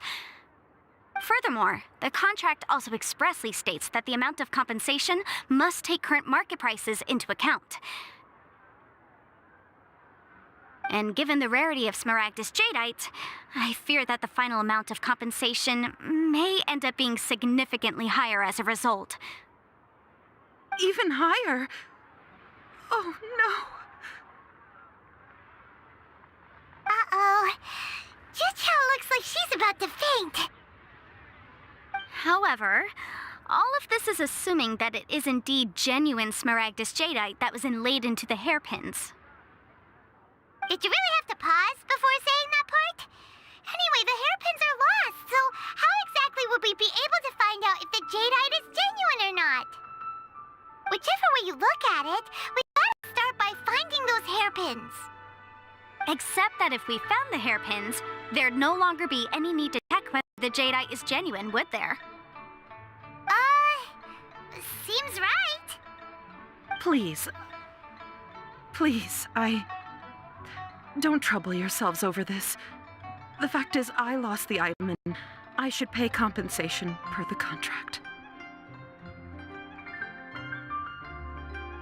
However much it is, I will have to pay it. My family are merchants after all. It's vital that we keep our word and respect contracts. Now that it's come to this, I really shouldn't keep Crossell in the dark any longer. I'll go and inform him of the issue and then negotiate the amount of compensation.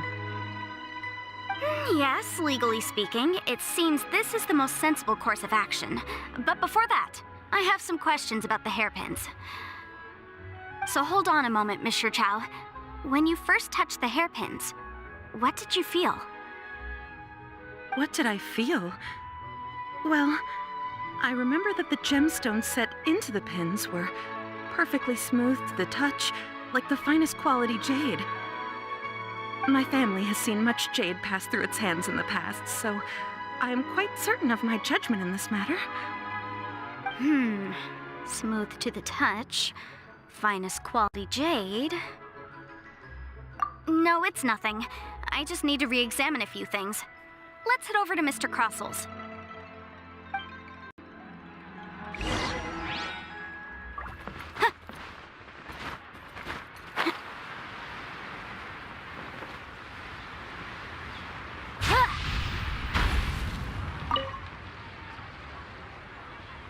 Miss Yanfei, you've returned.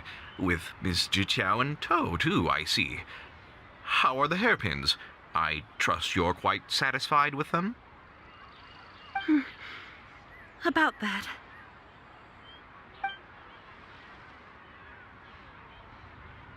You lost them? Are you serious? Do you have any idea how expensive they were? I'm sorry. I'm sorry. Truly I am. I'll pay the compensation as per our contract. Every last mora. Mora?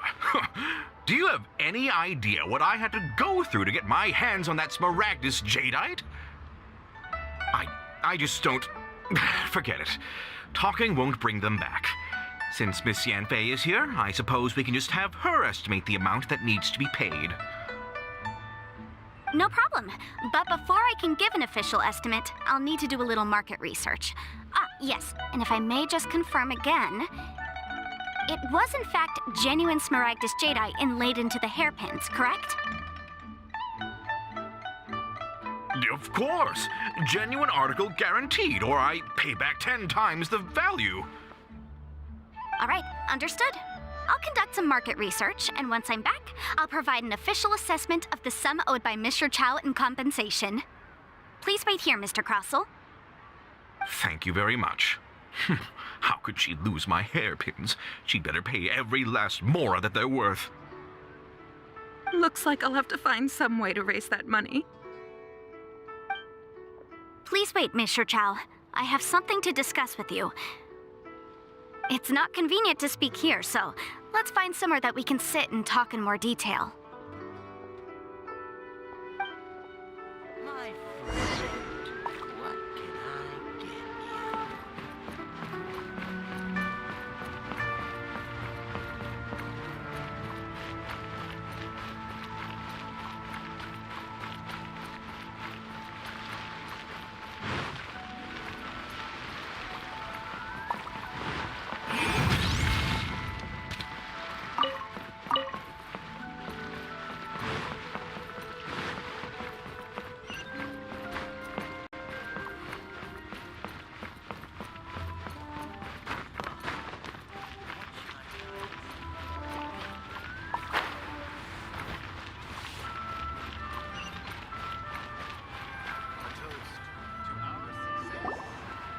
Miss Yanfei, what is this about? Are you here to tell me how much I owe? No. What I wanted to talk about is, there is a chance that the ore inlaid on those hairpins may not be Smaragdus jadeite after all. What do you mean? Are you implying that you already sneaked off and found them? Obviously not. I'm no adventurer, let alone a member of the guild. I don't run thankless, time-consuming errands for a living. Let's just say I made some deductions.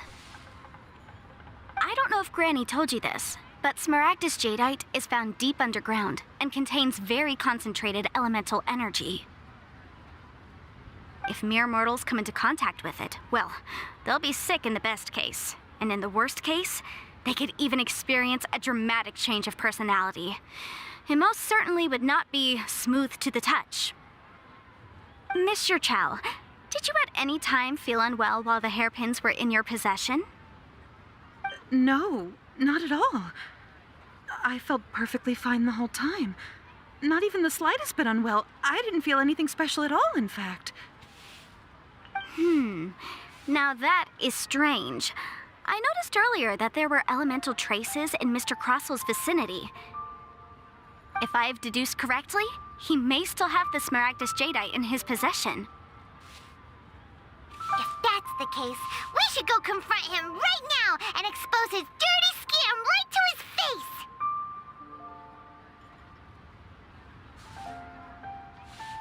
Absolutely not.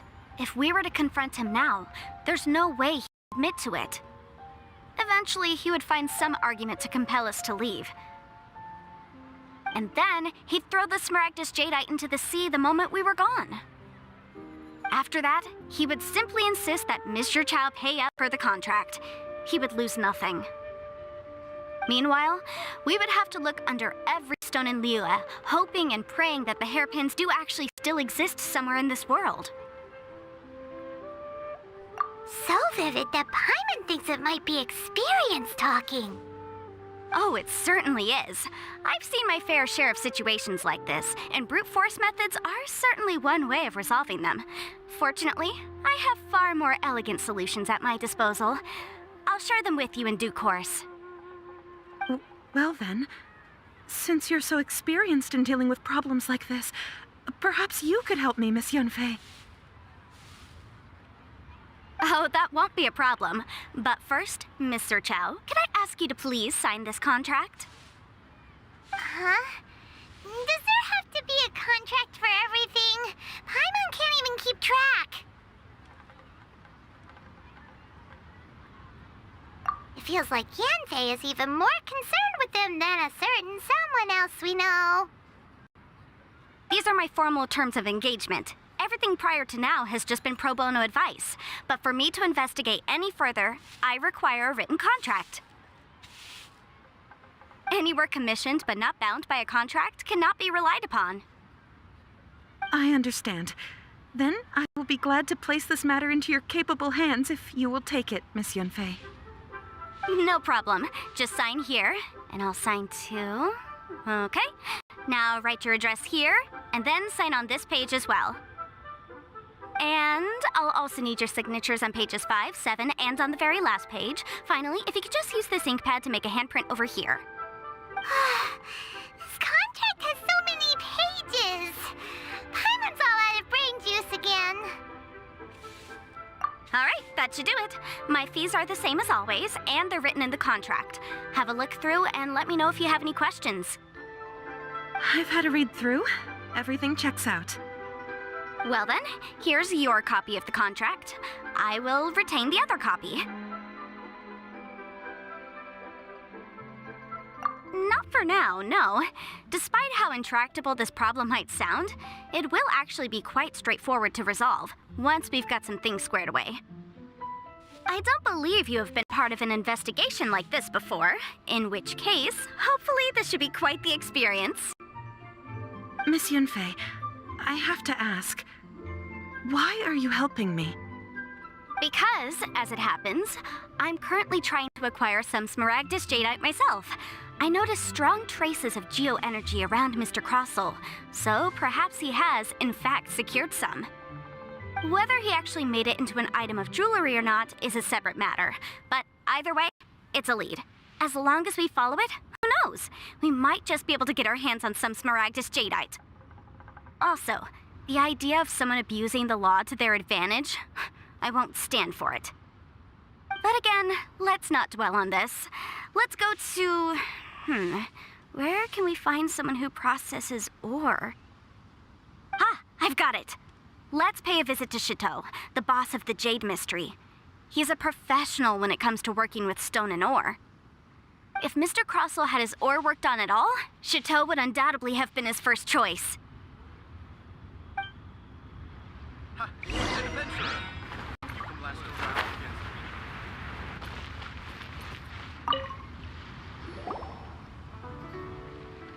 Why, hello there, honored customers. Welcome to... Oh, it's you, Miss Yanfei. Is something the matter? Surely not more spurious claims that my jade betting is rigged and no one can ever win? Oh, I swear on all that is sacred. No, nothing of the sort. Has a Snezhnine merchant named Crossell enlisted your ore processing services recently by any chance? A Snezhnine merchant named Crossell, you say? I do remember that. He brought me a piece of ore, claiming that it was Smaragdus Jadeite. That was the first time I'd ever encountered it, so I had no way of telling if it was really Smaragdus Jadeite or not. But if a customer insists, far be it from me to contradict them. He was quite generous with his money, too, so I didn't give it too much thought. I processed the ore as per his request. Do you have any leftover debris from your work on it? Why, yes. It was my first time encountering this ore, after all, so I kept a few loose shavings to study myself later. They're right over there, in fact. Thank you, sir. We'll take a look at them.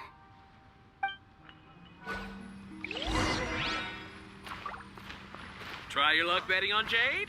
What should I try this time? Huh? If my eyes don't deceive me, the cross-sections and patterning suggest that these are Smaragdus nephrite shavings. Yes, it's not particularly rare, nor is it especially valuable. It's used to make jewelry all the time. I've heard it said that Smaragdus nephrite is in fact the outer layer of Smaragdus jadeite, though no one's ever proven it. A thin layer of separation, huh? If you must see for yourself, try examining these shavings for traces of elemental energy. Smaragdus nephrite is an entirely ordinary ore, containing no elemental energy whatsoever. Is that so? Well, we might as well give elemental sight a shot. So, did you find anything? So they really are different. But wait, how come Jichao was able to tell what it was just by looking at the shards? That's pretty awesome. There's nothing special to it. It just so happens that I've come across a great many of these in my time.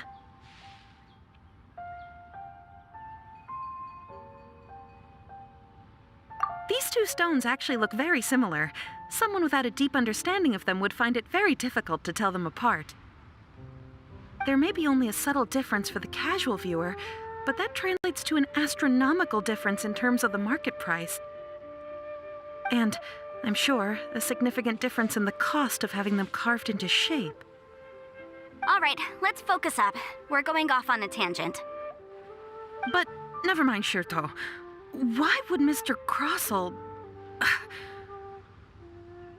Unusual actions have unusual reasons behind them. Let's take some of these shavings back to Chateau.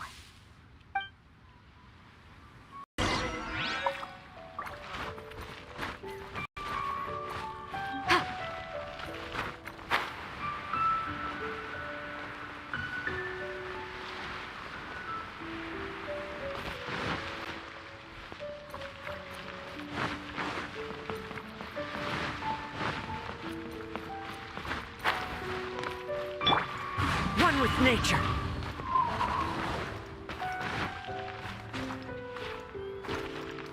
Try your luck betting on Jade? What should I try? Miss Yenfei? Might I be so bold as to inquire, If you could just confirm for me once more, sir. Mr. Crossell did indeed claim that the ore he brought to your store was in fact Smaragdus jadeite, did he not? Yes, that's right. I still have a record of the job with me, in fact. Here. It says quite clearly, 1 chunk Smaragdus jadeite, uncut. Then I have no further questions. But could I borrow the processing record and these stone shavings? Of course. But might I ask why you need them? Oh, I have my reasons. Ah, yes. Please sign here on this affidavit. This document shall serve as signed proof that these stone shavings originated from the, ore that Mr. Crossell brought to your store. Please read it carefully. Yes, I see. Forgive me for asking again, Miss Yenfei, but might I know the nature of the incident on this occasion?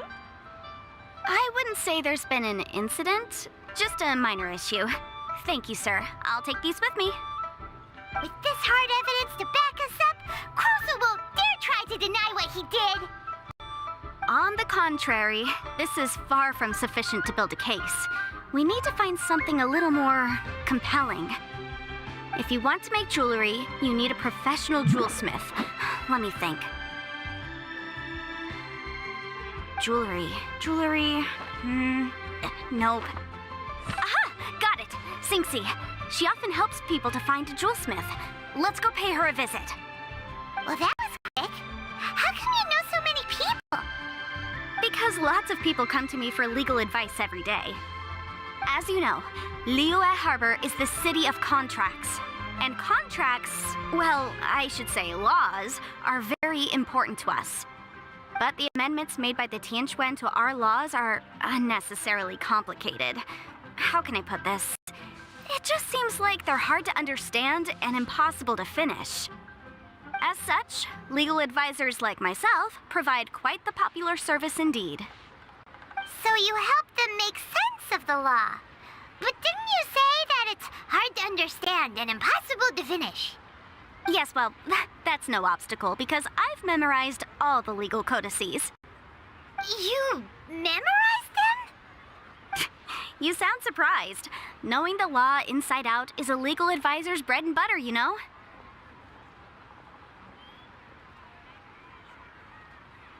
Oh, this has nothing to do with being an adeptus. I just like reading things. Again, with that casual tone. Well, that's that then. Let's go look for Sinxi.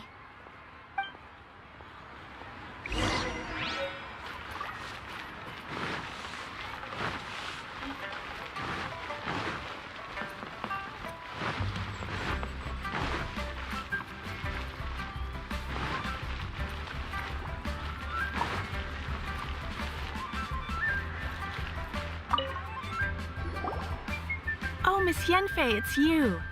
Has something happened? Did the client from last time... Have no further trouble from then on?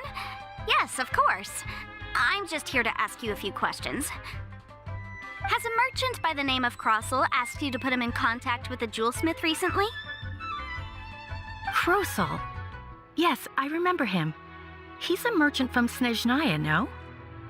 Yeah, he came to me with a chunk of something he called Smaragdus Jadeite. The design of the hairpins that he gave me was quite intricate, so it took me some work to find someone who was up to the job. Eventually, I found an older jewelsmith who made them exactly according to his specifications. This order was on hold for a very long time, and only completed quite recently, which is why I remember it so well. Doesn't seem like there's any evidence to be found here. Miss Sinxi, I'd like for you to confirm for me once more. When Mr. Crossel commissioned you to find him a jewelsmith, did he or did he not assert that the material he presented to you that day was called Smaragdus Jadeite? Yes, I'm sure of it. The hairpins were made using many expensive materials, and the asking price was quite high, so we had to put this transaction on record with the Ministry of Civil Affairs. Mr. Crossel wasn't very familiar with the necessary procedures, so I filed it on his behalf.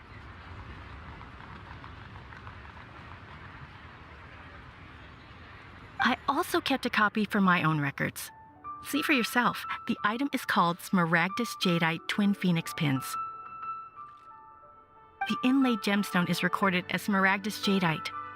The document even has the official seal of the ministry on it. Thank you, Sinxi. Now, could you let me borrow this document? Sure, it isn't serving much purpose here anyway.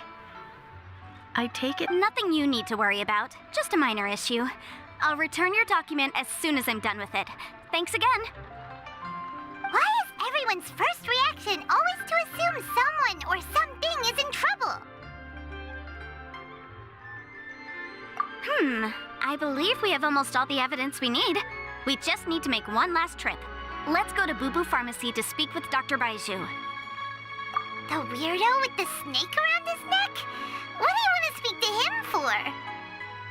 Because only he can provide an authoritative statement confirming that Smaragdus Jadeite is harmful to the human body.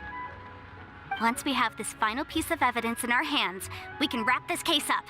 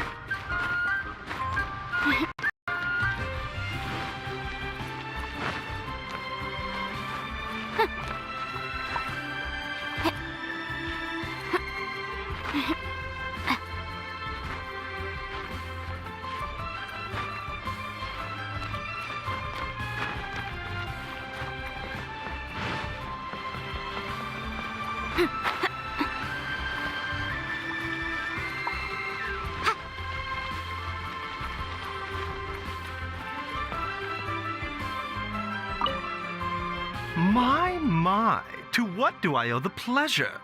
Though I'm afraid that if you're looking for our little Chi-Chi, she's out gathering herbs. And if it isn't Miss Yanfei as well, now that's an even rarer honor. What business brings you here, might I inquire? Some charlatans peddling ineffectual medicines again, no doubt? No. I'm here this time to ask if you're familiar with Smaragdus Jadeite. Smaragdus Jadeite? Why, yes, there is some information about it included in the 6th commentary on the 7 Mountain Treatises. The 7 Mountain Treatises states that this substance springs forth from stone marrow within the mountains, and will bring disaster to any mere mortals who touch it. It is abundant in elemental energy, so if someone without a vision is in contact with it for a prolonged period, best case scenario, they fall ill. Worst case scenario, they'll suffer great changes in personality, and their illness will only ever get worse. Anyway, I'm sure you didn't come all this way just to chit-chat. Knowing you, Yanfei, and given the specific nature of your question, I suppose that you're about to ask me to write an official affidavit attesting to the pharmaceutical peculiarities of Smaragdus Jadeite? That is indeed the case. If you would be so kind, Dr. Baiju. No trouble at all. It's just a single document. Won't take me a moment. I would mention, though, that you are not the only one who's developed a curiosity for Smaragdus Jadeite recently. A Snezhnayan merchant came to ask me about it not long ago. But after I gave him my reply, his expression shifted to one of remarkable disappointment. I wonder, Miss Yanfei, if your pressing business might be related to this Snezhnayan merchant? Ah, you needn't concern yourself about that, Dr. Baiju. Thank you for penning us that document. I'll make sure to compensate you in due course. You're too kind. Take care now. That Baiju guy is as weird as ever. Is it... Take care now, everyone. Show me your prescription. I can't read what this says. Dr. Baiju's always been like that. Well, we have the evidence we need. Let's go find Mr. Crossell.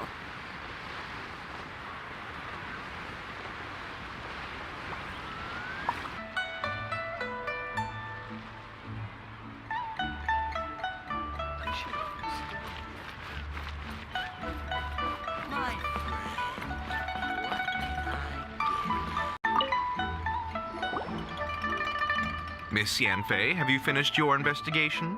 I trust you will now be in a position to assess the compensation due. Yes, my investigation is indeed concluded. I can now provide a final figure for the amount payable. Wonderful. Well then, please, could you do the honors, Miss Yanfei? Of course. According to the stipulations of the contract, Mr. Crossell, you must pay Mr. Chow 10 times the original transaction price in Mora. Sure. Wait, what? Me pay her? Surely there's been some kind of mistake, Miss Yanfei. Not at all. According to my investigations and the material evidence that we've gathered, the substance claimed to be Smaragdus Jadeite that was inlaid within the Smaragdus Jadeite twin phoenix pins that you rented out to Mr. Chow was, in fact, Smaragdus Nephrite. Now, the contract states very clearly that 10 times the price shall be paid should the article not be genuine. Accordingly, you are liable for this sum, which is payable to Mr. Chow in Mora. Material evidence? What material evidence? Why, Miss Yanfei, you cannot frame me like this. I spent a huge sum to obtain that Smaragdus Jadeite, and yet you claim that the ore inlaid on the hairpins is somehow fake? I demand to see your evidence. Indeed. Only a testimony from an expert witness involved in the processing of the ore can serve as an authoritative assessment of whether it is genuine. Traveler, please produce the evidence in question.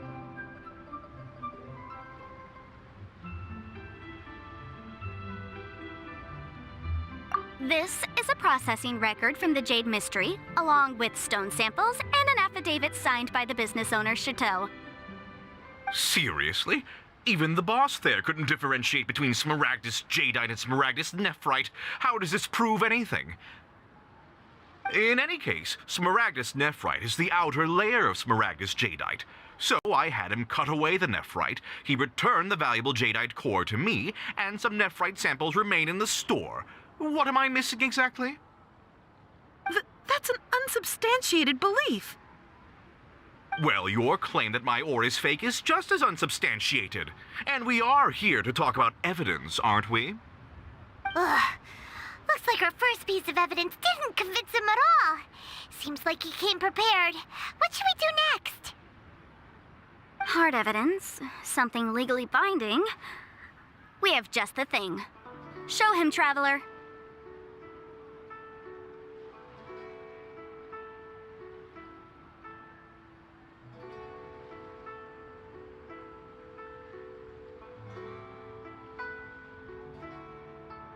Oh, come on.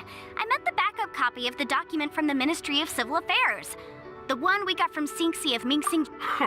This document proves that my hairpins are the real deal, doesn't it? This is the Ministry's seal, after all. It shows that the ore inlaid on the pins is indeed Smaragdus Jadeite. Our second piece of evidence didn't work either. And this guy's getting more belligerent by the second. You know, you could be right. Perhaps the hairpins are the real deal after all. Of course I'm right. All the evidence shown supports my story. Well, hang on a moment now, because I do recall one final piece of evidence that we haven't revealed yet. Traveler, would you do the honors? This shall serve as decisive proof of our case. What's this? Smaragdus Jadeite springs forth from stone marrow within the mountains and will bring disaster to any mere mortals who touch it. Sustained contact with Smaragdus Jadeite over a prolonged period will, in less serious cases, cause a mild malady, while in serious cases, the patient may suffer a dramatic change of personality and fall seriously ill. Mr. Crossell, were you aware of these peculiar properties of Smaragdus Jadeite? I had no idea. No idea, you say? I'd guessed as much. But for you to have rented out such a dangerous item... I'm afraid that this falls outside the scope of my work, but within that of the Ministry of Civil Affairs. However, I'm sure that the Ministry will be relatively lenient considering that, as you say, you were ignorant of the danger you posed. Don't worry, Mr. Crossell. I will make sure that all the evidence presented here will be handed over to the Ministry. I trust that you'll give them your full cooperation in their investigations. What? Wait! I knew. Oh, so you knew? Oh, dear, Mr. Crossell. But if you knew of Smaragdus Jadeite's dangerous properties beforehand, why would you... Huh?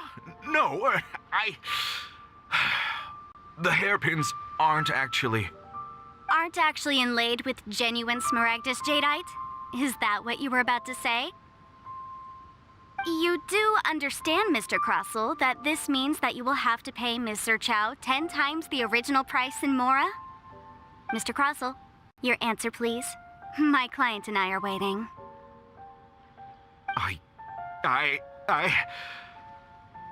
Yampy's seriously intimidating right now.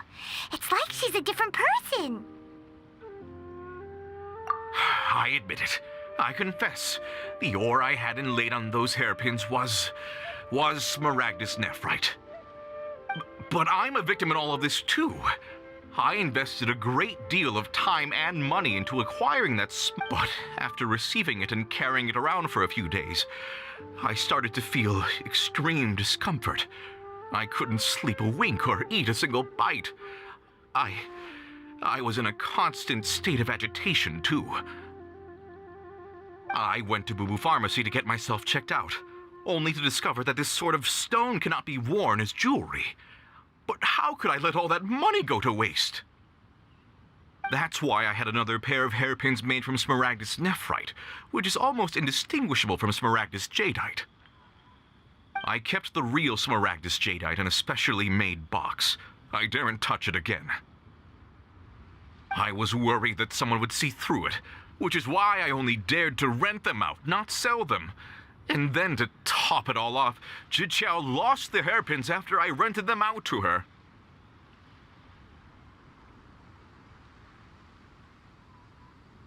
Exactly! If they weren't the real deal, why'd you make her pay so much? I didn't want to either, but when I purchased that Smaragdus jadeite, some of my business partners found out. I knew they'd be watching closely to see how much I could make off it. If word got out that I sold a pair of fake hairpins, then my days in this line of business would be over. All right, let's cut the appeals phase right there. I failed to see what bearing any of this has on your transaction with my client. According to the contract, you must pay Mr. Chow 10 times the original price in Mora, and that is final. 10 times? Croso looks like he could faint any second. As for me, according to my contract with Mr. Chow, 20% of that sum will go to me. 20%? That's as much as I spent on that Smaragdus jadeite. There's no need. It's fine. You don't have to pay me that much more. Even if the Smaragdus jadeite on those hairpins was fake, I still bear responsibility for losing them. Legally or not, I think I owe some compensation for that. Ms. Zhiqiao, you... However, Mr. Crossell, since you have no use for that chunk of Smaragdus jadeite, why don't you give it to me instead? I'll consider us even. What? But all right then. This cursed rock's brought me enough grief as it is. Miss Yunfei, I'll turn this Smaragdus jadeite over to you. I trust that it will suffice as remuneration? Well, that's not quite how the rules say this should go. But whatever, it'll do. Thanks so much for your help this time, Miss Yunfei. When you have the time, I'll be sure to visit and express my thanks more appropriately. Oh, come on. No need to stand on ceremony. Now, if I may confirm this again, Mr. Chow, have you and Mr. Crossell come to an understanding? Well, yes, I believe we have. Well then, that's good. Mr. Crossell, it seems that my client has no further claims against you. Is that so? That's good. That's good. Actually, Mr. Crossell, I'd like to talk business for a second, if I may. I could see from the hairpins you produce that you're very skilled in jewelry design. My family, on the other hand, works in the ore business, and we have a fair stock of fine ores. If we could join forces, your jewelry designs and our choice ores, I think we could do some fine business between us. Let me think for a moment.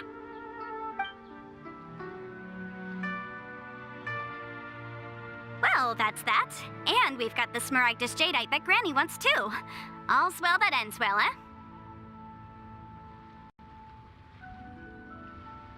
Exactly. Usually when someone tells us they've lost something, we end up searching all over the place for it. But this time, you managed to solve the problem with just a big stack of documents. Even though the solution didn't involve actually finding the hairpins. The right solution depends on your perspective on the problem. The objective of my client, Mr. Chow, was to reduce her liability to pay compensation. So, rather than looking high and low for some hairpins, proving that the rented item was nowhere near worth what the vendor had claimed it to be was the more efficient solution. An Adeptus. Speaking of, you took part in that battle, didn't you? In which case, you would have heard what Granny said. Liyue Harbor is now a city ruled by humans. The title of Adeptus means precious little to me compared to my job as a legal advisor. In any case, don't you think that the Liyue Harbor of today needs legal consultancy far more than it needs adeptal powers? Paimon can think of someone who would definitely I disagree with your reasoning. Well, since we got what we came for, it's time to pay Granny a visit. I bet she's been on tenterhooks for a while now.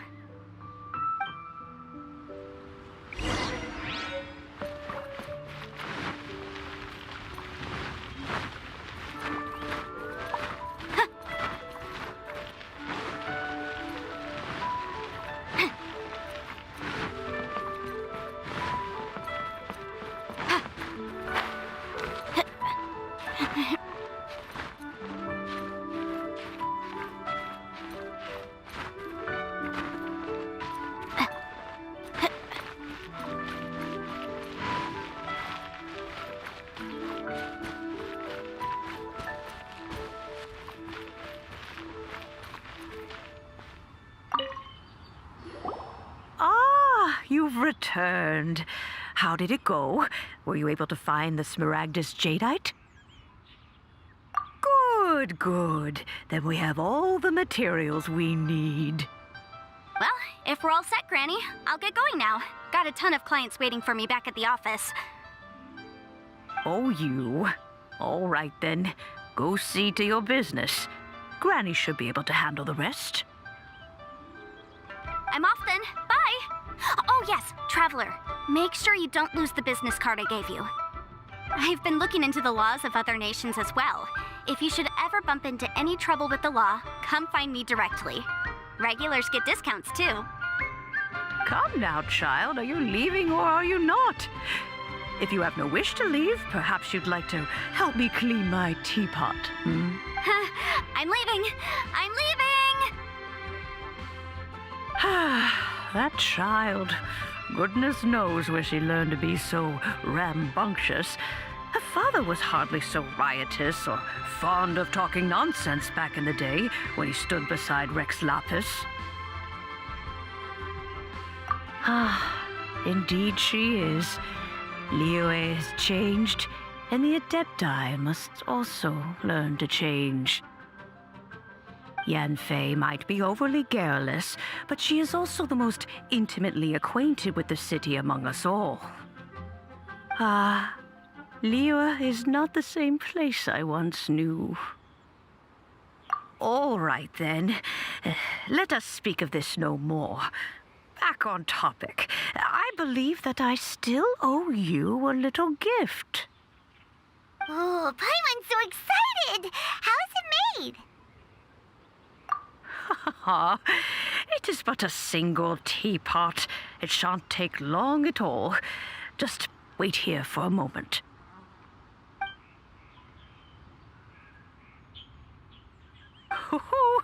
There we go. This Serenity pot is all yours now. Hold it firmly. If you were to drop it, oh goodness, who knows what might happen.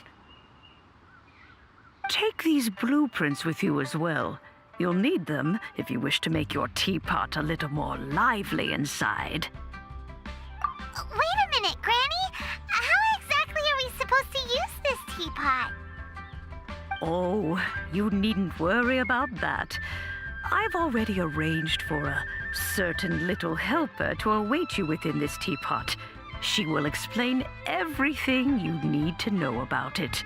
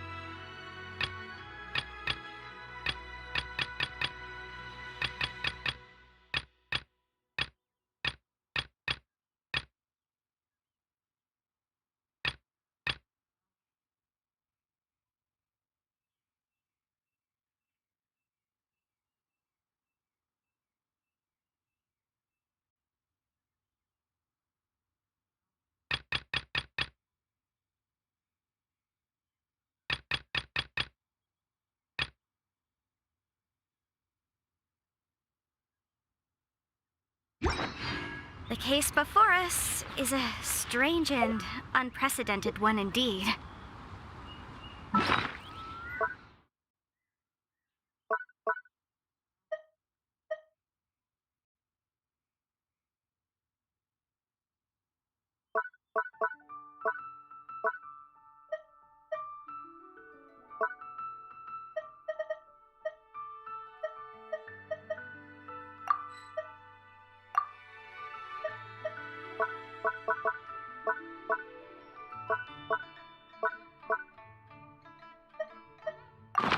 Sometimes the law's compatible with human nature, but sometimes to conflict. Balancing the two is a discipline in its own right.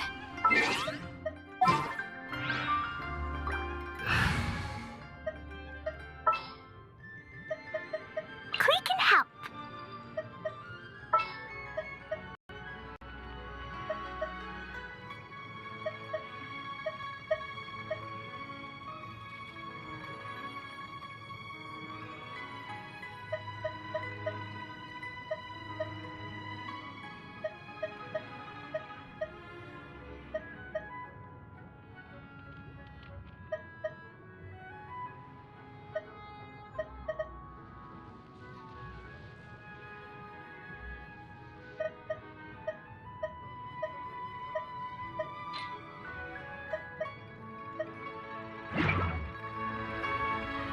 Explosion inside city wall.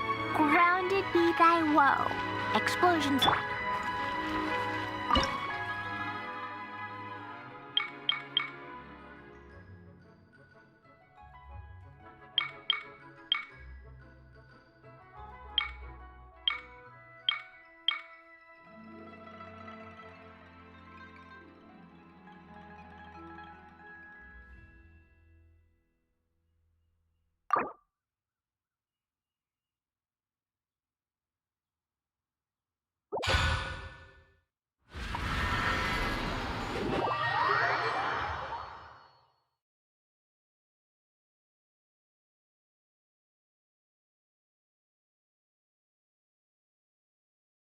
Wow!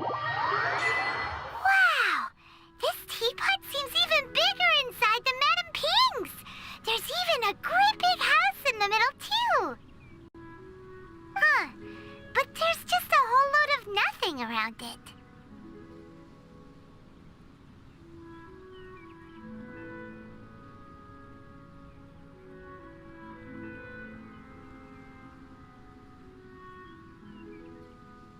Paimon can't do that! Well, you're the one with the sword anyway. You do it! Still, why is it so empty here apart from that house? Oh, wait a second. What is that?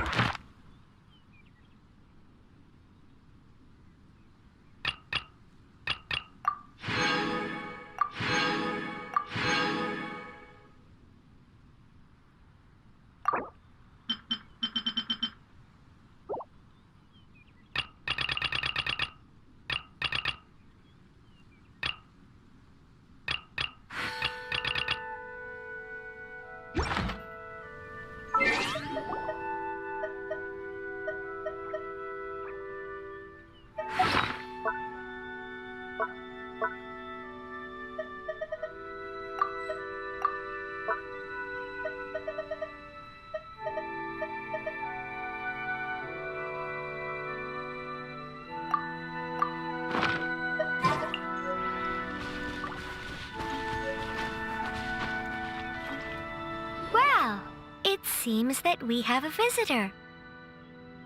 It's a huge finch! Excuse me, I am not a finch. I am a teapot spirit, and you may call me... hang on a moment. What am I supposed to be called again? Oh, call me. I suppose you may call me Tubby. So you're the little helper Madam Ping mentioned? Madam Ping? Oh, you must mean Ping. Yes, she did summon me here. She told me much about you. You may leave all matters regarding the upkeep of this realm to me. Your journey may be far from over, but at least this way you will not want for a comfortable place to sleep each night. Though it is the Adepti who create realms such as this, they generally do not have the time of day to attend to the banal matter of their maintenance. Thus, we teapot spirits were created to help guard their realms and manage their affairs. You may consider me a butler, if you will. Now, allow me to explain this realm to you. Have you any blueprints on you? Specifically, blueprints with beautiful rooms, chairs, and the like. As long as you have a blueprint, you can refashion this realm however you please. Blueprints?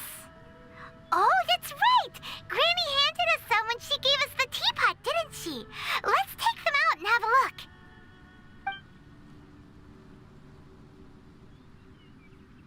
Yes, these are the blueprints I'm talking about. Go on, open them up. Just commit the image of the objects to memory and prepare the necessary materials. Then simply release the thought from your mind and the object in the blueprint shall appear within this teapot. Wow! Is that all it takes? Then we could build a whole city inside, couldn't we? I doubt it. A golden-eyed Adeptus explained this to me at some point in the past. He said that even though subspace creation is a product of adeptal power, even that has its limits.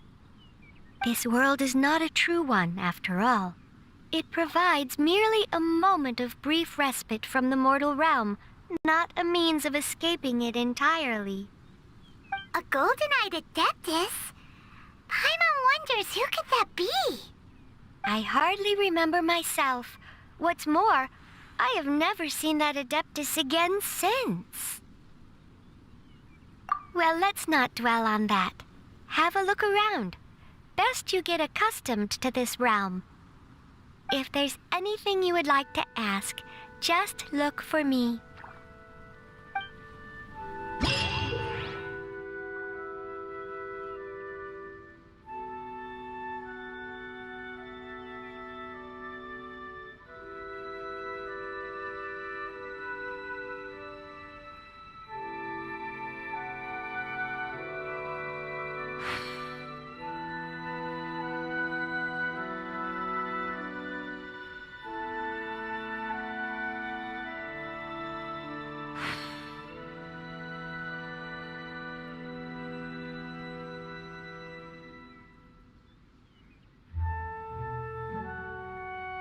There are leaves around, and I know just the tune to accompany them, if you wish to hear it.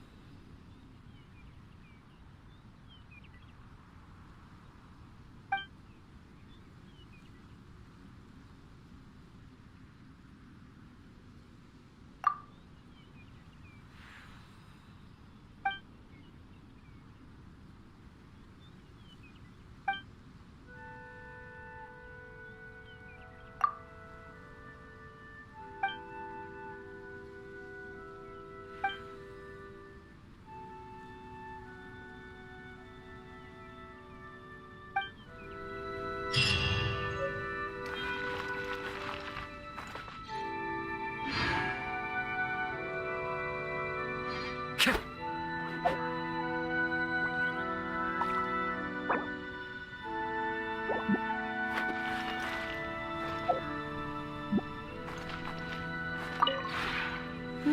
you're not used to the place at the moment, but once you've materialized enough rooms and furniture through subspace creation, it will feel just like home.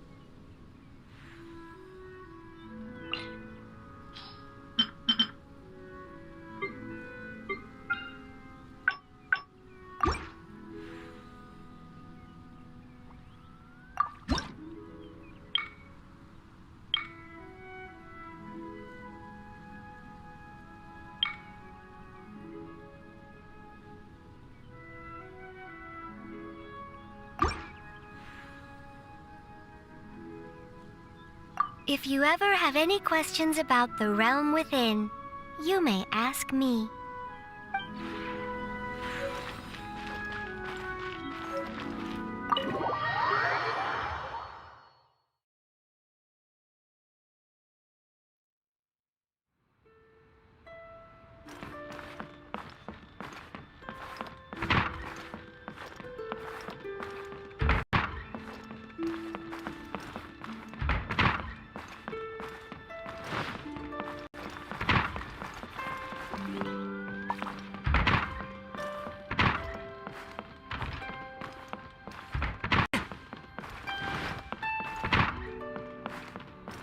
Time to go.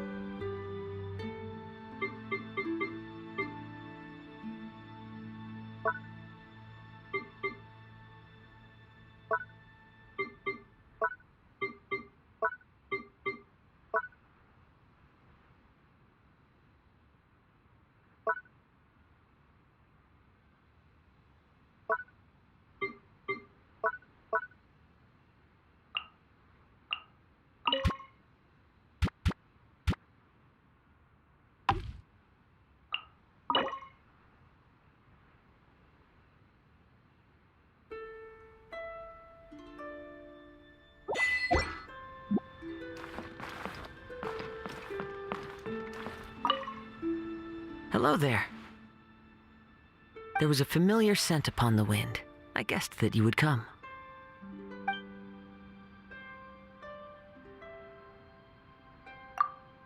I'm very happy to have some place to settle down for a time. When I'm by myself, I often look outside just to appreciate the scenery. With no one around, one's heart will naturally calm. Tomorrow is uncertain, but at least I'll always have the stability of the present. A pity that I can't reside here for long, for my blade will dull. I am most thankful. Each year yields scorching summers and frigid winters. The hottest and coldest days are difficult for me to weather. But the weather here is always comfortable. It is truly a blessing to leisurely pass one's time here.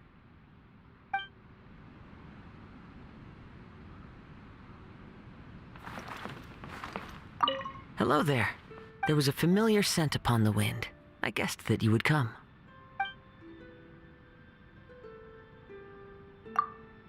All right. But what to talk about? Let me think. The rainy season recently set itself upon us. Any topics pertaining to rain?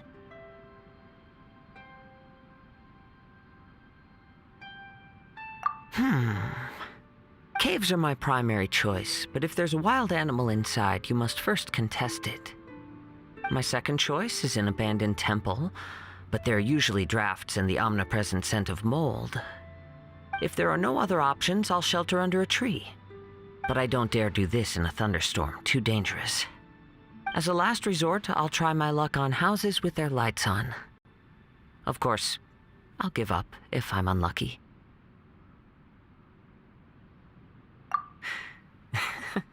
If someone with a blade knocks on the door during a rainy night, most people would be on their guard. Understanding this, there's no need to bother them. Besides, the world is vast, and there's always somewhere to go. No need for worry. The outdoors won't always be rainy, and one's life won't always be overcast. Turn your gaze skyward on a clear night, and you will see thousands of stars.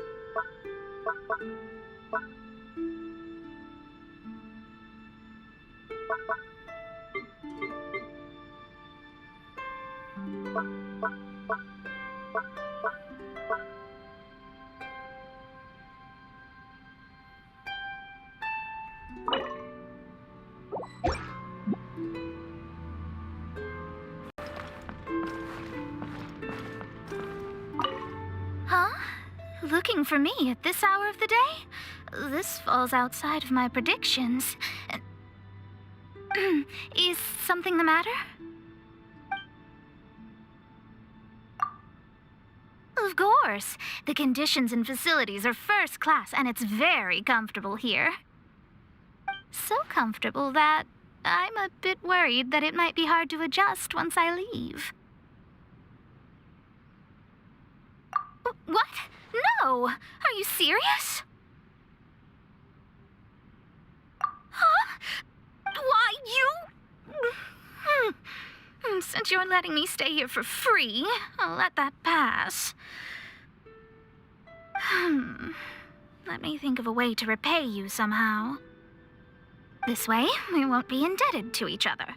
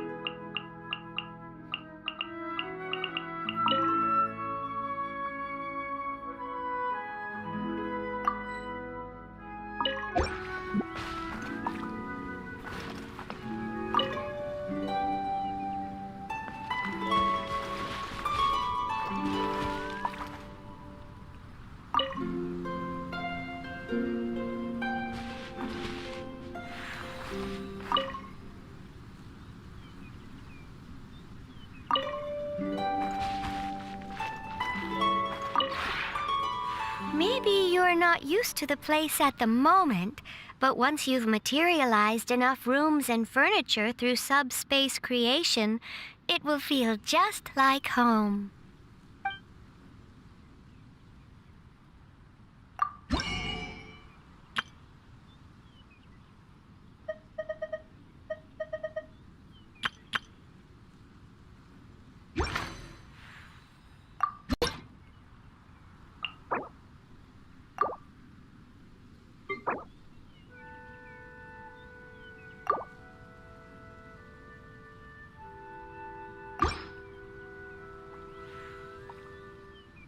If you ever have any questions about the realm within, you may ask me.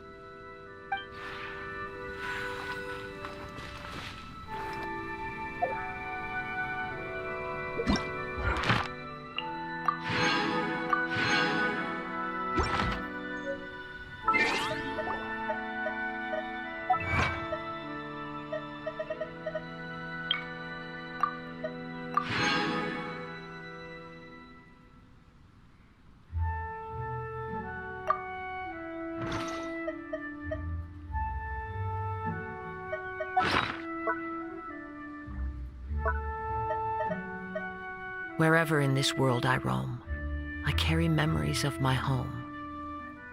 This blade, it is the last link I have to the land of my birth.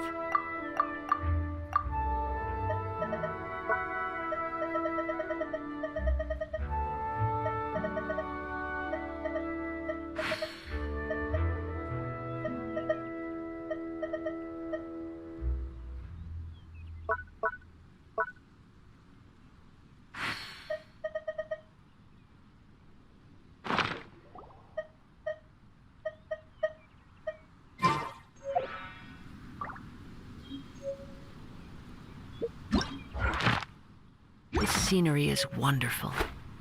Surely enough to convince anyone to become a wanderer. Maybe you're not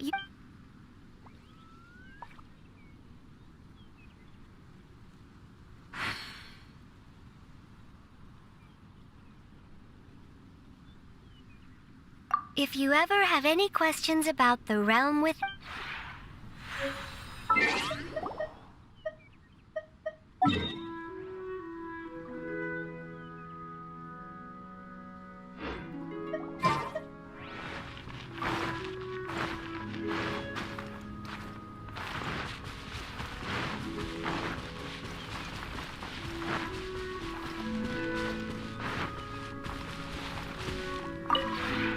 The one before you is known as Jade Seeker. One travels far and wide, seeking naught but to witness all of the treasures this world has to offer. Ah, encounters with fine treasures cannot be forced. This is something that only fate may decide.